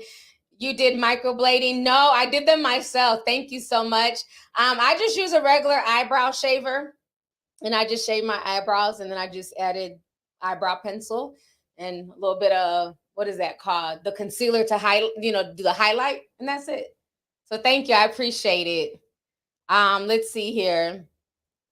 Taylor says, sending you some of this tax money, honey. Love you. Thank you so much, Taylor, for the $4.99. I appreciate you, sis. Thank you for coming through. Let's see here. Ooh, hold on. My page just refreshed. I hate when it does that. Okay, there we go. Oh, Wavy Taste at $99.99. Thank you so much, Wavy. He says, hey, Auntie, your favorite soldier checking in. Just wanted to say your discussion about aliens and ancient Egyptians was dope. I recommend watching Avatar, The Last Airbender and The Legend of Korra in regards to avatars. Both are animated but filled with knowledge, though. Thank you so much for the super chat. I appreciate you. Now, I have watched some of Avatar, The Last Airbender. I remember I went to go watch the movie like years ago with the boys, the 3D movie when it came out. It was trash. But the show was pretty good. I remember bits and pieces of that, but I might have to go back and watch it. But it's so much like I was telling everybody the other day, if you go back and you binge watch the old X-Men cartoons from Saturday morning cartoons in the 90s, it's on Disney. And so when I had surgery last year, I just binge watched a bunch of shows and I went back and I watched all the old X-Men. And it was insane watching as an adult because there's so much stuff that you miss when you're like a third grader watching this shit. And they're talking about computers becoming sentient and Bishop, coming from the future back to the past to, to stop the virus. It was so many things in the X-Men cartoons. It is insane to like watch it play out like now in 2023. So yeah, you got to go back. I love the original X-Men 90s cartoons. That was really, really good. No, it used to come on Saturday mornings. But like Beast was always my favorite character. That was like my favorite X-Men. Beast, Rogue, and Storm were my 3 favorite X-Men. Let me see here. Latino Boy says, put a 1 in the chat if we should toss Charleston White off the planet. By the way, T, your hair is giving Mommy Water life. I love it. Thank you so much. I appreciate you. Thank you. Y'all are a mess. Let's see here. Everett Stark sent a $9.99 sticker. Thank you so much, Yvette. Karima Shabazz and 15 says, Charleston should be ashamed. He can't even call this mess satire. It's just sick. I'm glad not all Black people are being blamed for that foolery. Yeah, I think, at this point, it's between Charleston and China Mac. I'm minding my Black ass business. That's between them. But I didn't find it funny. Miss Sparkles 22 says, did you hear about Charleston White and Math Hoffa's children? I did see something about that. Didn't he say he was going to do something to like Math Hoffa's daughter, who's like 8 or something? If I'm not mistaken, I seen that was viral. I just shook my head. And again, ain't that a little Black girl? I didn't see a lot of uproar with that one. But now it's canceled Charleston White. So I just find the whole thing very, very interesting. So thank you. Let's see here. Nia Miles at 1999 says, I think it's much deeper, T, but I believe Boulay Charleston is an industry plant. I know Whack 100 be saying that. He be saying that all the time, that he's a plant. The things that he says and he gets away with is not fair. If it was anybody else, they'd be banned. So I don't know, and I can see why people think that because he does talk reckless, and Kanye was talking reckless for a while and he got shut down. But it looks like now that the Asian community is complaining, they're shutting things down. So who knows? But thank you for the super chat, love. Aaron Moore says, hey, Auntie, love you and your channel. I appreciate all your hard work. Just curious, have you watched the new Escape and SWV show? Yes. Me and Malibu Dollface were talking about that yesterday. I was talking to him on the phone, and we were talking about the show yesterday. That show is a trip. And it's so weird to watch it because y'all know me and Tamika look so much alike. Tamika came to my live event. Put a teacup in the chat if you were at my live event when me and Tamika met for the first time. Because it was so funny because every time I would go down to Atlanta, people would call me Tamika or be like, are you Tamika's sister? And I remember when I used to like first go down and I'd be with Fred and he would always slip up and be like, Tamika. Like, why do y'all keep calling me that? Because I would hear that when I was in junior high that I looked like Tamika, but I didn't think anything of it until I started going down to Atlanta. And people would think I was Tamika. So y'all came, right? We got to meet. And she was like, because we have talked before, what I'm saying? But we had never met in person. So when we saw each other, it was like, damn, we really do look alike. So it's been crazy watching the show because like me and her look so much alike. We got a lot of the same mannerisms and stuff. So it's just really funny. But Tamika's a sweetheart. Like I really like Tamika. And it's just sad. I didn't know like they had that much drama between her and Latasha, her sister, and Candy. So we might have to review this every week. Because I'm just like, I can't even believe I just finished the second episode the other day. And I definitely feel like Latasha's lying about that money, and the fact that the mother is playing favorites between the daughters is really sad. Because Tamika got 3 daughters and she treats all her daughters the same. And so the fact that you can clearly see there's a disconnect between the sisters. And instead of the mother trying to mend that, it's like she uses that divide, to play games between the sisters. And I really think the beef between Tamika and her sister also lie with the fact that Tamika and Candy are back cool. I think Latasha wants it to be where it's her and her sister. And then, you know, Tiny's always been in the middle, right? Tiny's always been the neutral one between all the ladies. And it seems like Latasha just either wants to be her sister on her side, having her back. She wants to be there for the check and to sing, but she doesn't want to deal with the other ladies. It's weird. Even when I went to go see them this summer, when I was down in New Orleans, and I showed y'all that picture of like me and Tiny hugging, and I was backstage with them, and it was like Latasha was gone as soon as it was over. Like everybody else was there. We're all kicking it, you know, taking snacks, talking, and Latasha wasn't there. It's just weird. It's just almost feels like she doesn't want to be a part of the group, but it's like she has to be with the group because she knows, honestly, that's really the only reason why people are checking for them is because of Kandi. Is because Kandi made a comeback on the Real Housewives. Kandi didn't have to do this whole escape thing. She really did it for the fans. Kandi is making her bag either way. She's a writer. She's running restaurants. She got the Real Housewives. Kandi is doing her thing. So she doesn't have to do escape. But because I think she grew up with these girls, they were at one point, they were all like sisters. She's almost, and I don't mean to say this in a derogatory way, she's almost throwing them a bone, right? Like, let me throw y'all a bone or a fish line, however y'all want to say it. Let me look out for y'all and kind of bring y'all where I'm at. So that way y'all can get a bag too. And Kandi didn't have to do that. She could have just fell back and been like, you know, y'all done disrespected me and drugged me and, you know, I'm doing good. And I think that's really what bothers Latasha because let's also keep it real. Latasha and Tamika are definitely the voices of that group, but Latasha has the strongest voice. When you think of escape, you hear Latasha's voice. You don't think of Kandi's voice like that, okay? But I think because she thought she was a better singer, that she was going to be that girl. She was going to be, you know, like a Mary J. Blige or, you know, Beyonce, just, you know, whatever. And her solo career did not pop for her. Kandi's solo career popped, and Kandi was able to go on and write. I mean, Kandi wrote so much shit down in the 2000s. Destiny's Child, Bills, TLC, No Scrubs. Kandi and Tiny, they stay getting checks, writers' credits. So it's like Kandi's career has been able to flourish all these years where Latasha has been stuck. And I think she has that resentment towards Kandi because to even see them in a room on camera together, you can just see the tension in the air. And, you know, I get we're just here to sing songs for the audience and put on a face so we can get this bag, but it's very awkward. That's not a healthy environment. And Tamika is literally stuck in the middle because, you know, that's her sister, but then she also gets along really well right now with Kandi and Tiny. So it's a lot.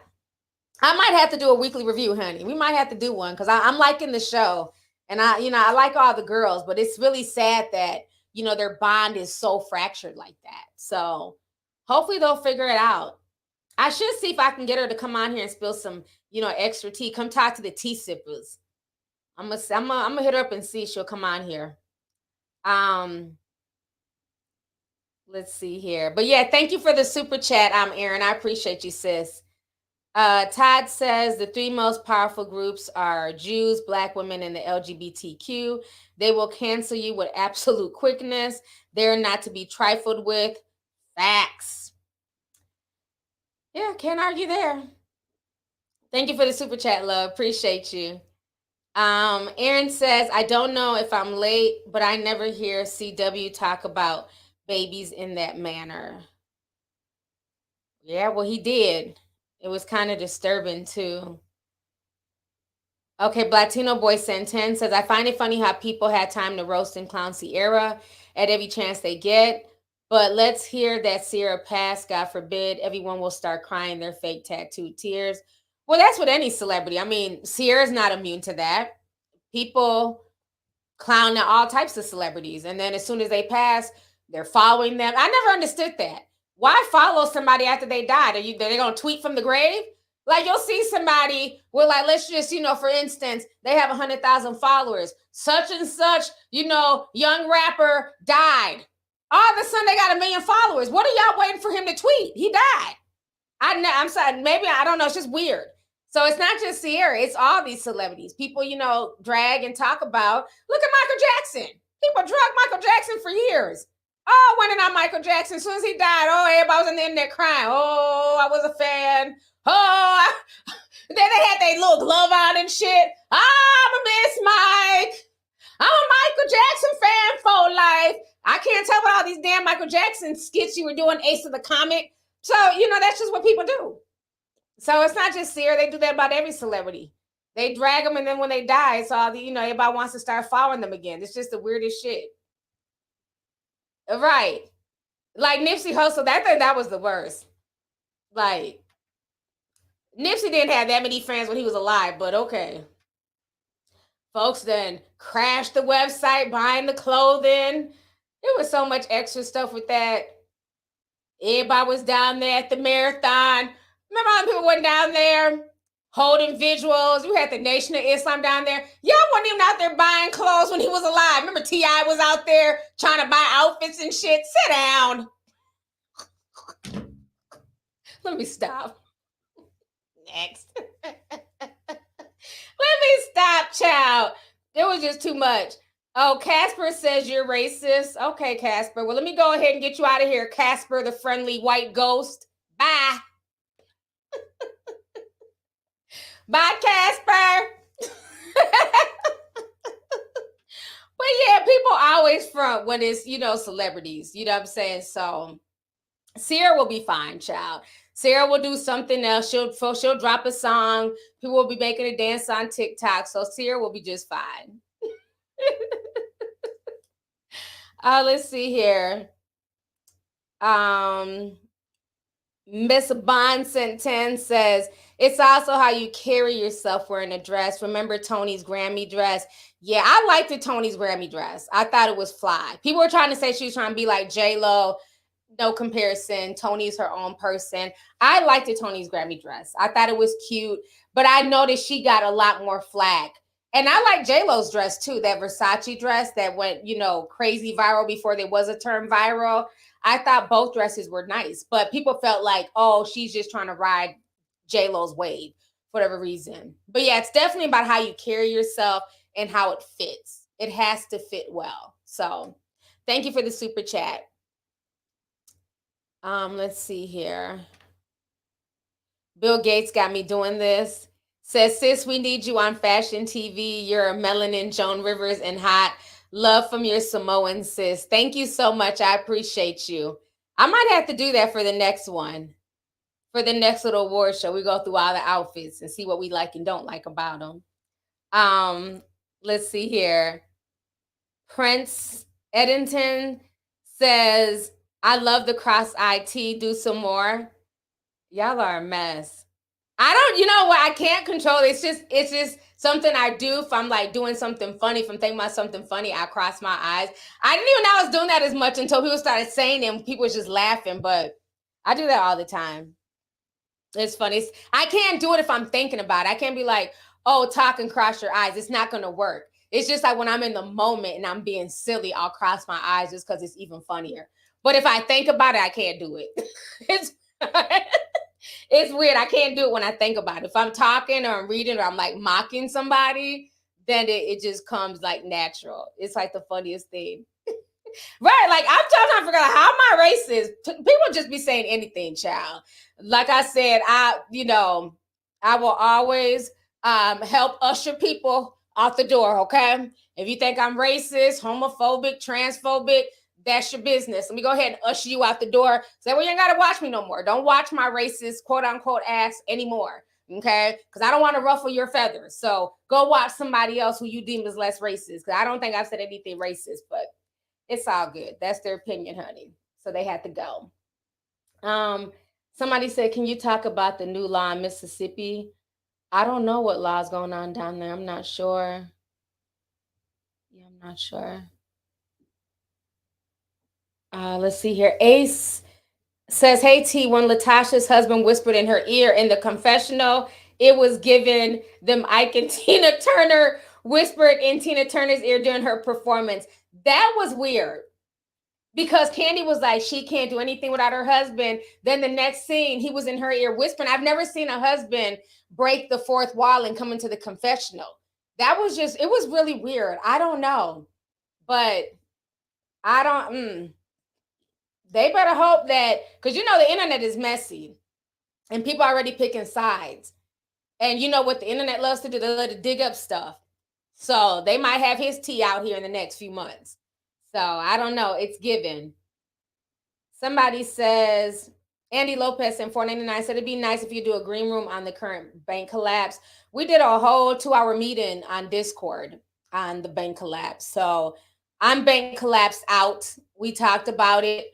My main thing was to make sure that people were not involving themselves in the bank run that Monday, unless they knew specifically, you know, where they were moving their money to, and to just give people like knowledge on that. My issue is this. I'm gonna keep it real with you, Andy. When I did the video about the banking situation on Saturday, I don't know if you watched it, but when the bank situation happened, because we knew about it Friday, we're talking about it all on Discord Friday. I was going out to go get fitted for a dress because I'm going to another Nigerian wedding in a few weeks, so we had to go do a fitting that day. But I was like, let me go ahead and get this video up just so my subscribers are aware of what's going on, because a lot of people probably don't even know what's up right now. And at that point, everything was kind of up in the air. Till this day, that video has about 50,000 views. So that's my issue when it comes to like talking about things like that. It doesn't get the views. It doesn't get pushed. People don't watch it. People don't share it. So it's like, you know, what is my motivator to sit here and spend time gathering and putting together information if it doesn't get viewed? And then I can put out a Krishan video the next day and that gets 100,000 views. So that's the part that's just like frustrating, you know, why it's like a lot of times people don't talk about those particular topics because they do not get pushed at all, you know. But as I see it, I'm going to let my audience know. I feel like it's only right. Even if it doesn't get views, I'm going to let y'all know that there's a bank crash, you know, several that's going on right now. But again, it's still up to everybody to do their own due diligence and really understand what's going on in the financial system, because things are going to get a lot worse before it gets better. And I've been saying this for years. Matter of fact, we posted this on Instagram the other day. Before I forget, I've been on here almost 2 hours. I've been saying this for several years now, but this is what's currently going on. For y'all who don't know, the influencer bubble, like I've been saying, is starting to pop. So Facebook and Instagram influencers are losing access to big money-making programs that were previously paying out thousands of dollars per video in an effort to get more Instagram users interested in watching the social network's short-form videos. So you guys remember Reels. And they were offering upwards of $35,000 to do Reels. And so what happened is that basically Facebook is going broke. I've been telling y'all that for a while. Facebook is losing money. They put all that money into the dumbass metaverse. Nobody's trying to get their soul stuck in there. And he's losing all this money. So now all these sites are trying to think of ways to make money. The problem is with social media, a lot of these apps have not made money for the people who invested in them. I told y'all this years ago. When Google bought YouTube, this was not the best investment for Google. YouTube has been a thorn in Google's side between the lawsuits, the drama, the censorship. They haven't made money off of YouTube like that. They bought YouTube for $1 billion. They have not seen a return on their investments, only headaches, okay? With Facebook, who now bought Instagram, and I can even say with Twitter, but let's stick to Facebook. Their issue is they've been lying for years to advertisers. See, folks aren't ready for this conversation. For years, Facebook has been promising you know, you put X amount of dollars into our advertising, we'll get it in front of such and such eyeballs. And, you know, you guys will get people, you know, our customer base will go buy your product. And so for years, people dumped money into Facebook for ads and, you know, influencers and stuff like that. Well, now that times are hard, interest rates are up, you know, money's not rolling in like that. People are losing their jobs. So people are not spending like they were. A lot of advertisers are now looking and they're seeing they didn't get a return on their Facebook investment. So a lot of advertisers, major advertisers, are pulling out of social media. They're not running as many ads as they used to run. More advertisers are now running ads via podcasts directly through micro influencers and micro bloggers than they are paying Kim Kardashian, Kylie Jenner, and whoever else $10 million a pop to promote flat tummy tea, whatever the hell they were promoting back in the day. They never saw a return on their investment. So what Instagram did to try and get Instagram and Facebook to try and get people to come back, to try and get creators to come back, because everybody was moving to TikTok, right? Their competition is this Chinese app. That's the thorn in, you know, the Silicon Valley tech gurus. That's a thorn in their side because that particular app is in China. So to wheel everybody back, they promised that they would give content creators, you know, money off of their reels. Because again, if it wasn't for us, the people, there would be no social media. Every time we post a picture, every time we post a meme, every time we post a GIF, that is us putting our energy, our time, you know, bringing traffic to these platforms who make billions of dollars, and they don't split the revenue with the people who have made their platforms big. The only app that has done that is YouTube. YouTube was the only one who had the smart business model to think, well, if we don't start paying content creators, there will be no content. And bless YouTube for doing that, because they've been able to help a lot of people get out of poverty and, you know, build businesses and brands and things like that. But these other platforms, they wanted to be greedy and keep the money for themselves all these years. So now that people are waking up and they're saying, I'm not going to keep putting my content on Facebook or on Instagram. I can move my content to TikTok and get, you know, sponsorships there. I can move my content to YouTube. So that's when they came out with the Reels program saying they were going to pay people. But now they don't have the money to pay folks because they're not getting those advertising dollars. Hence why they ended the program. So, but like I've always said, nobody should be depending on one source of income.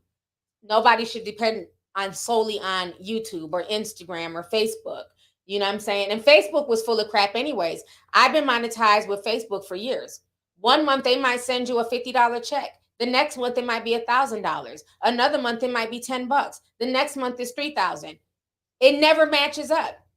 There's no rhyme or reason. And then if they feel like it, they'll just demonetize a post. Well, why was this demonetized? There's no one you can talk to. So they've always had little shady shit with their payment system. So I'm not surprised that they got rid of the monetization. But what's going to happen moving forward is all of this is about to turn into a subscription-based system. There's not going to be any more old school social media as you once knew it. Eventually, to get onto Twitter, it'll be a full subscription. To get onto Instagram, full subscription. All of these platforms are going towards a subscription-based model, just like Netflix and Hulu and all this other stuff. And I know a lot of people are saying, well, if it ever goes to that, I'm just going to stop. I'm never going to use social media again. Bullshit. They have us all addicted now. Everybody's on social media. You have to send emails. There's just certain things you have to do. You can pick and choose what apps you want to go on, but a lot of people watch YouTube more than they watch television, and they know this. So people will complain and get upset, but eventually people will pay that subscription. Again, I got so tired of the ads, I pay a monthly fee on YouTube just so these ads will leave me the hell alone, because the ads have gotten so out of control. Because they're no longer 10-second ads. Now you can't even skip them. Some are upwards as long as 2 hours. That's not an ad. That's an entire documentary. So this is where we're going at this point in time. So people better figure it out. You know, that's why I never understood people who get on social media and shit on the people who support them, or act like they're up here and the people who support them are down here. Like, at the end of the day, if it wasn't for people like you guys in the chat watching us, we wouldn't have a platform. We wouldn't have a brand. So why would you treat the people who watch you like trash? It just never made sense to me. So a lot of these influencers are going to have a rude awakening, because a lot of people are not going to go when they try and build their own website, because a lot of the influencer money is drying up. Nobody's going to pay you X amount of dollars per month because you treat your fans like trash. So good luck.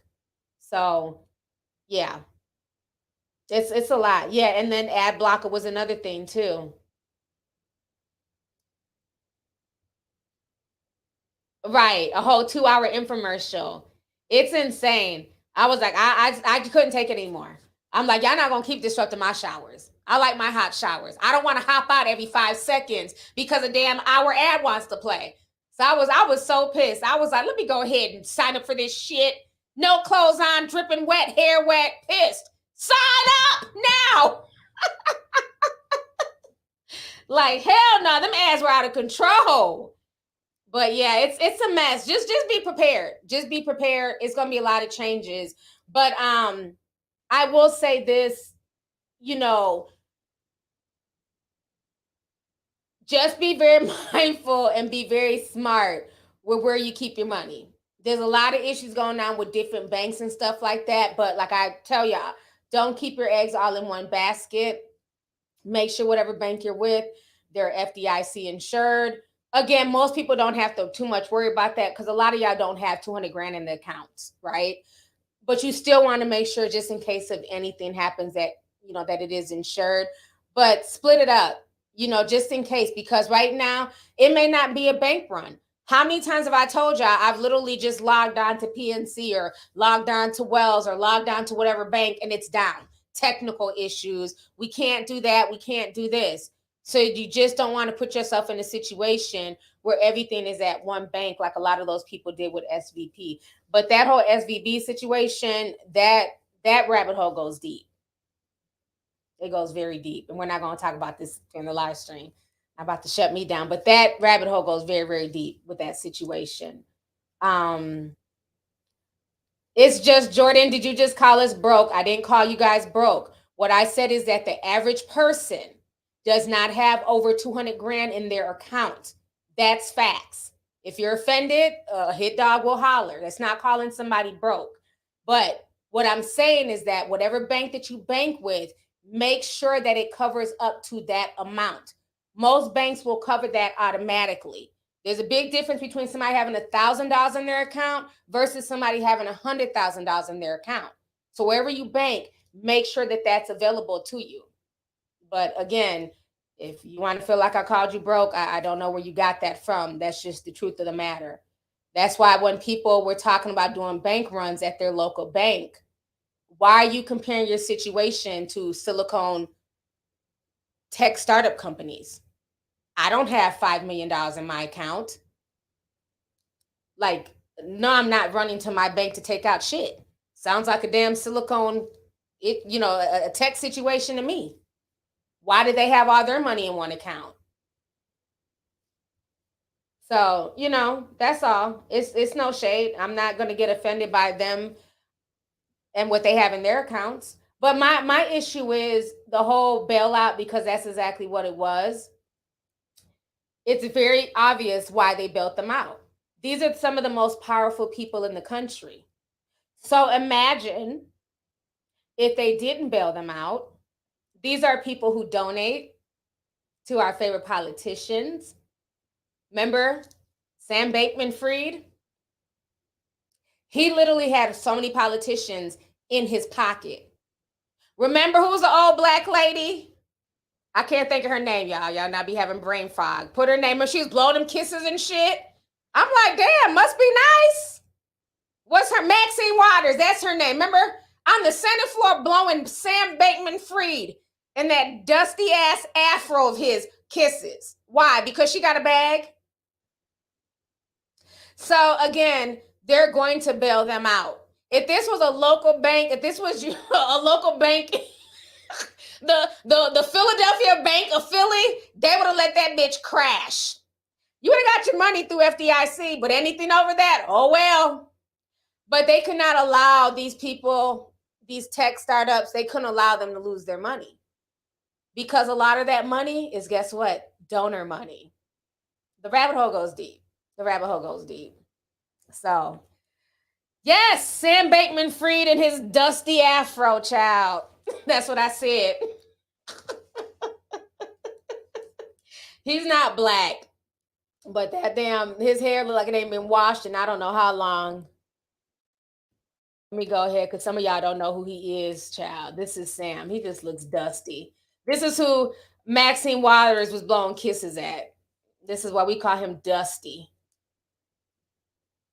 And he has an afro for y'all who just love to be offended by everything. That's Sam Bankman-Fried. Right there. This is one of the richest men in the world. His fall from grace is just very, very interesting. Yep, that's him. So he's sitting in jail right now. He's probably going to have some friends with him, though, soon. Once they finally figure out this whole, bank situation. But yeah, that's him for y'all who don't know. So I'm not just being, facetious. He's very dusty. But he was very rich, too, so it didn't matter. So, you know what I mean? I'm like, damn, I said, y'all was just trusting him with all y'all's money, huh? Must be nice. Like, he didn't shower today. He was just throwing money at Sam. Damn well a black man couldn't have got that damn money looking like that. You better have on a 3-piece suit, a fresh fade, and smell like Old Spice, bitch. Sam Bankman-Fried like just rolled out of bed. People just throw money at him. Oh, we ain't know what to do with that money. Must be nice. So yeah, it's a lot. It's a lot going on right now in the financial sector. I'm gonna read these last few super chats. I'm gonna get up out of here. I've been out here for 2 hours. Then we have over 9,000 people. Thank y'all for coming tonight. I appreciate y'all. This has been a wonderful stream. Let me see here. Saiban says, once I noticed the beta option on Facebook, I knew a new day was approaching. Like you said, they pulled the biggest tricks to get folks to say. They're slowly changing how our profile pages are operating. Membership is near. Yeah, they are. Like I said, they snatched off my profile pic. I'm like, well, what did I do now? So they're changing all types of stuff on Facebook and Instagram. It's a mess. It's a mess. Jeanette says, hey, T, I don't know if my other super chat went through, but did you hear about La Roach retiring? Who is La Roach? Hold on. Let me Google La Roach. Oh, that I don't know a lot about him. He's Zendaya's stylist. But he's been keeping Zendaya looking nice. I heard a little bit that he wrote a message and said that he was retiring because he's upset about how he's treated or something. Okay, let me share my page real quick. I heard something about this, but I don't fashion people ain't my strong point, child. I'm more into finance. I don't be knowing all these fashion people. But I just had him up. Where'd he go? Oh, here it is. Hold on. I gotta put it on this other page. I heard about it on the Shade Room, but I'm not gonna lie, I did not know who he was like that. Okay, here we go. Okay, this is La Roach, him right here. So he's Zendaya's fashion person, stylist. So they said, imagine Beyonce retiring after Homecoming or LeBron James after he won an MVP. That is the equivalent of La Roach, celebrity stylist to Zendaya, Meg Thee Stallion, Celine Dion, and more. Announcing his retirement on Instagram this past Sunday, he dressed Hunter Schafer in a two-piece, as well as Meg Thee Stallion for Vanity Fair party. And last month he dressed Zendaya, and not one but four incredible grounds. He says, "You win, I'm out." He wrote on Instagram on a post of a stamped graphic. One word: retired. The politics, the lies, the false narratives have finally got to me. La did not respond for comment. Oh, so he picked this dress with the feather. I like Meg's dress. I thought that was cute. Yeah, Zendaya's outfits are always really nice, but she has a very model body. So Zendaya, you can put anything on her. That's really cute. So that's him right here. The girls opening Instagram seeing La Roche is retiring. I don't know. I'm sorry, y'all.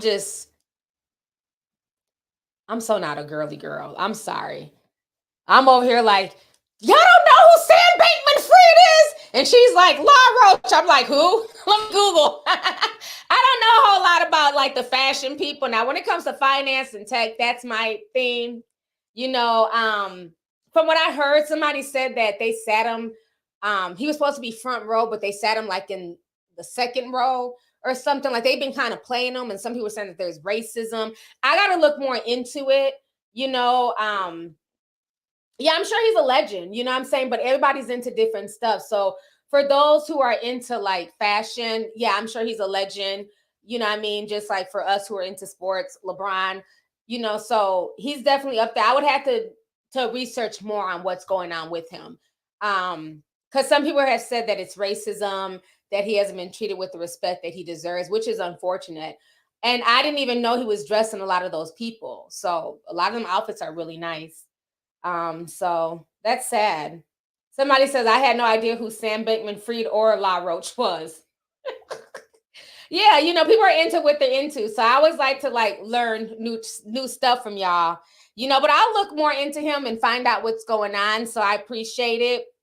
But yeah, I'm more nerdy, you know what I mean? So you tell me some stuff, you bring up, you know, Peter Thiel. I'm like, yeah. When's he gonna get caught up? You know, them is like names that I know. You know, La Roche, I'm like, who? You know, but I'm gonna look up more about him.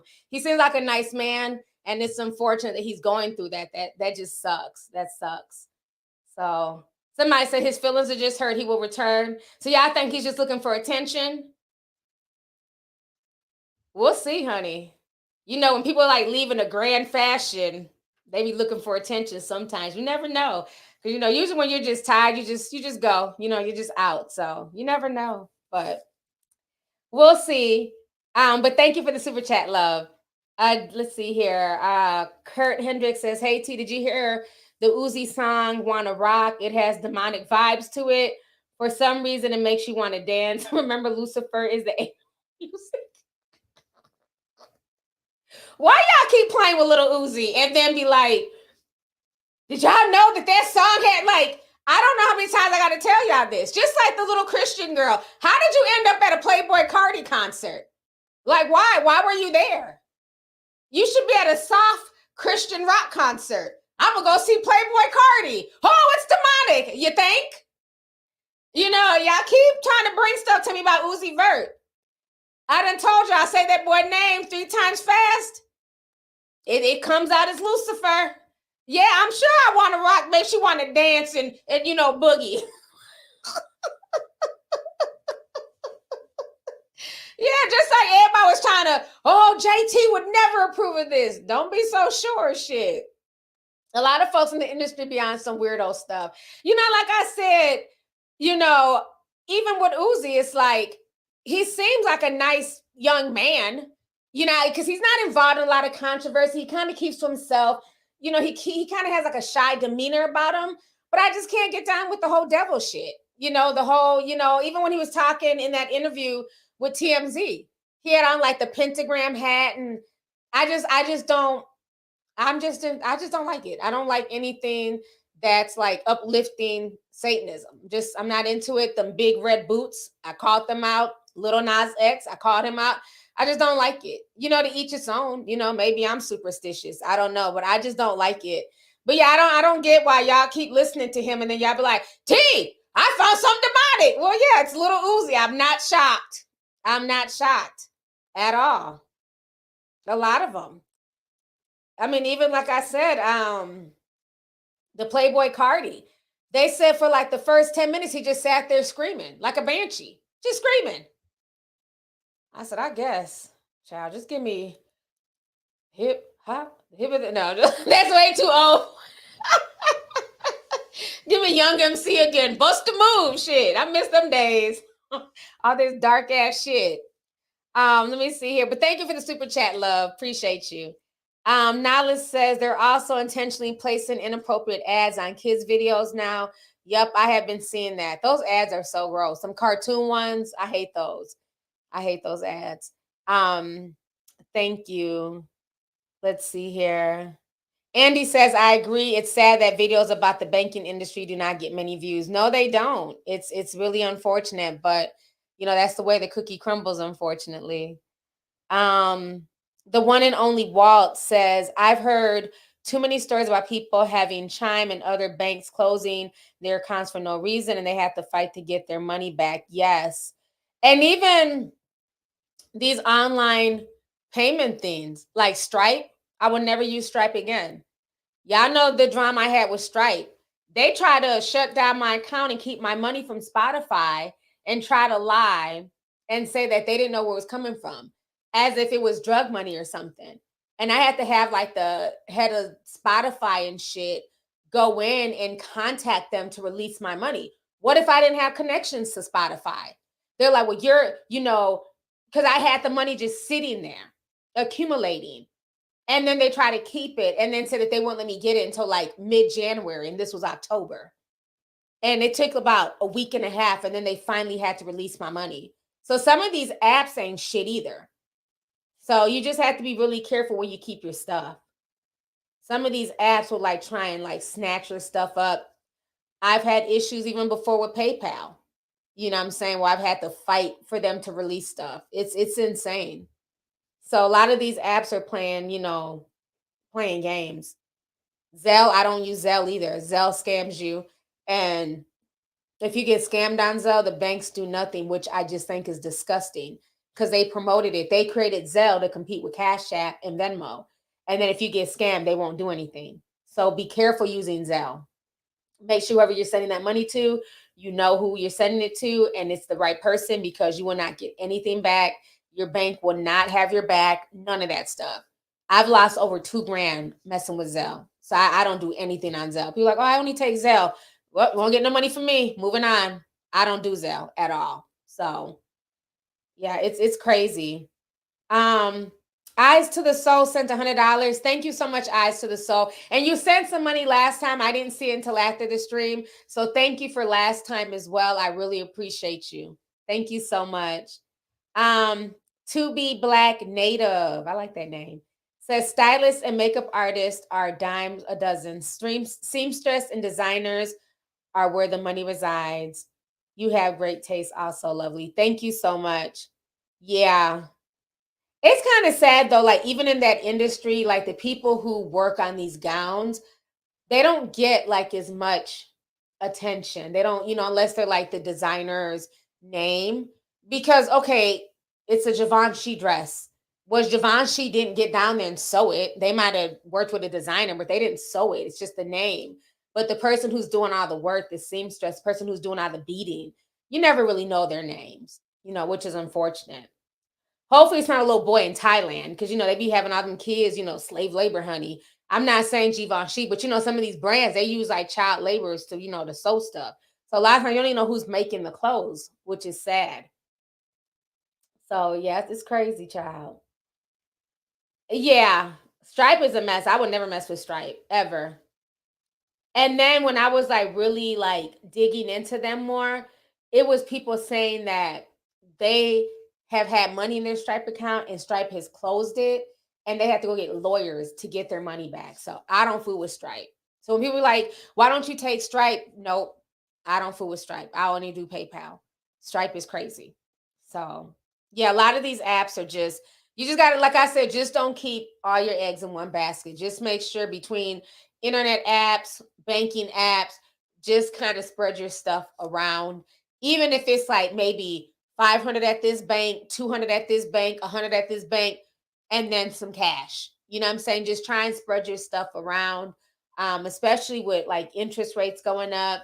Definitely look into getting high yield savings accounts to, you know, kind of get like that interest every month on the money that you do have saved up in the bank. So don't just leave in like a regular savings or a regular checkings account. Look for the ones that have the high yields attached to them. That also helps as well. So, all right, y'all. On that note, it's been 2 hours. I thank you guys so much for coming on and spending some time with me tonight. I know it's late. It's like, ooh, it's almost 10 o'clock, child.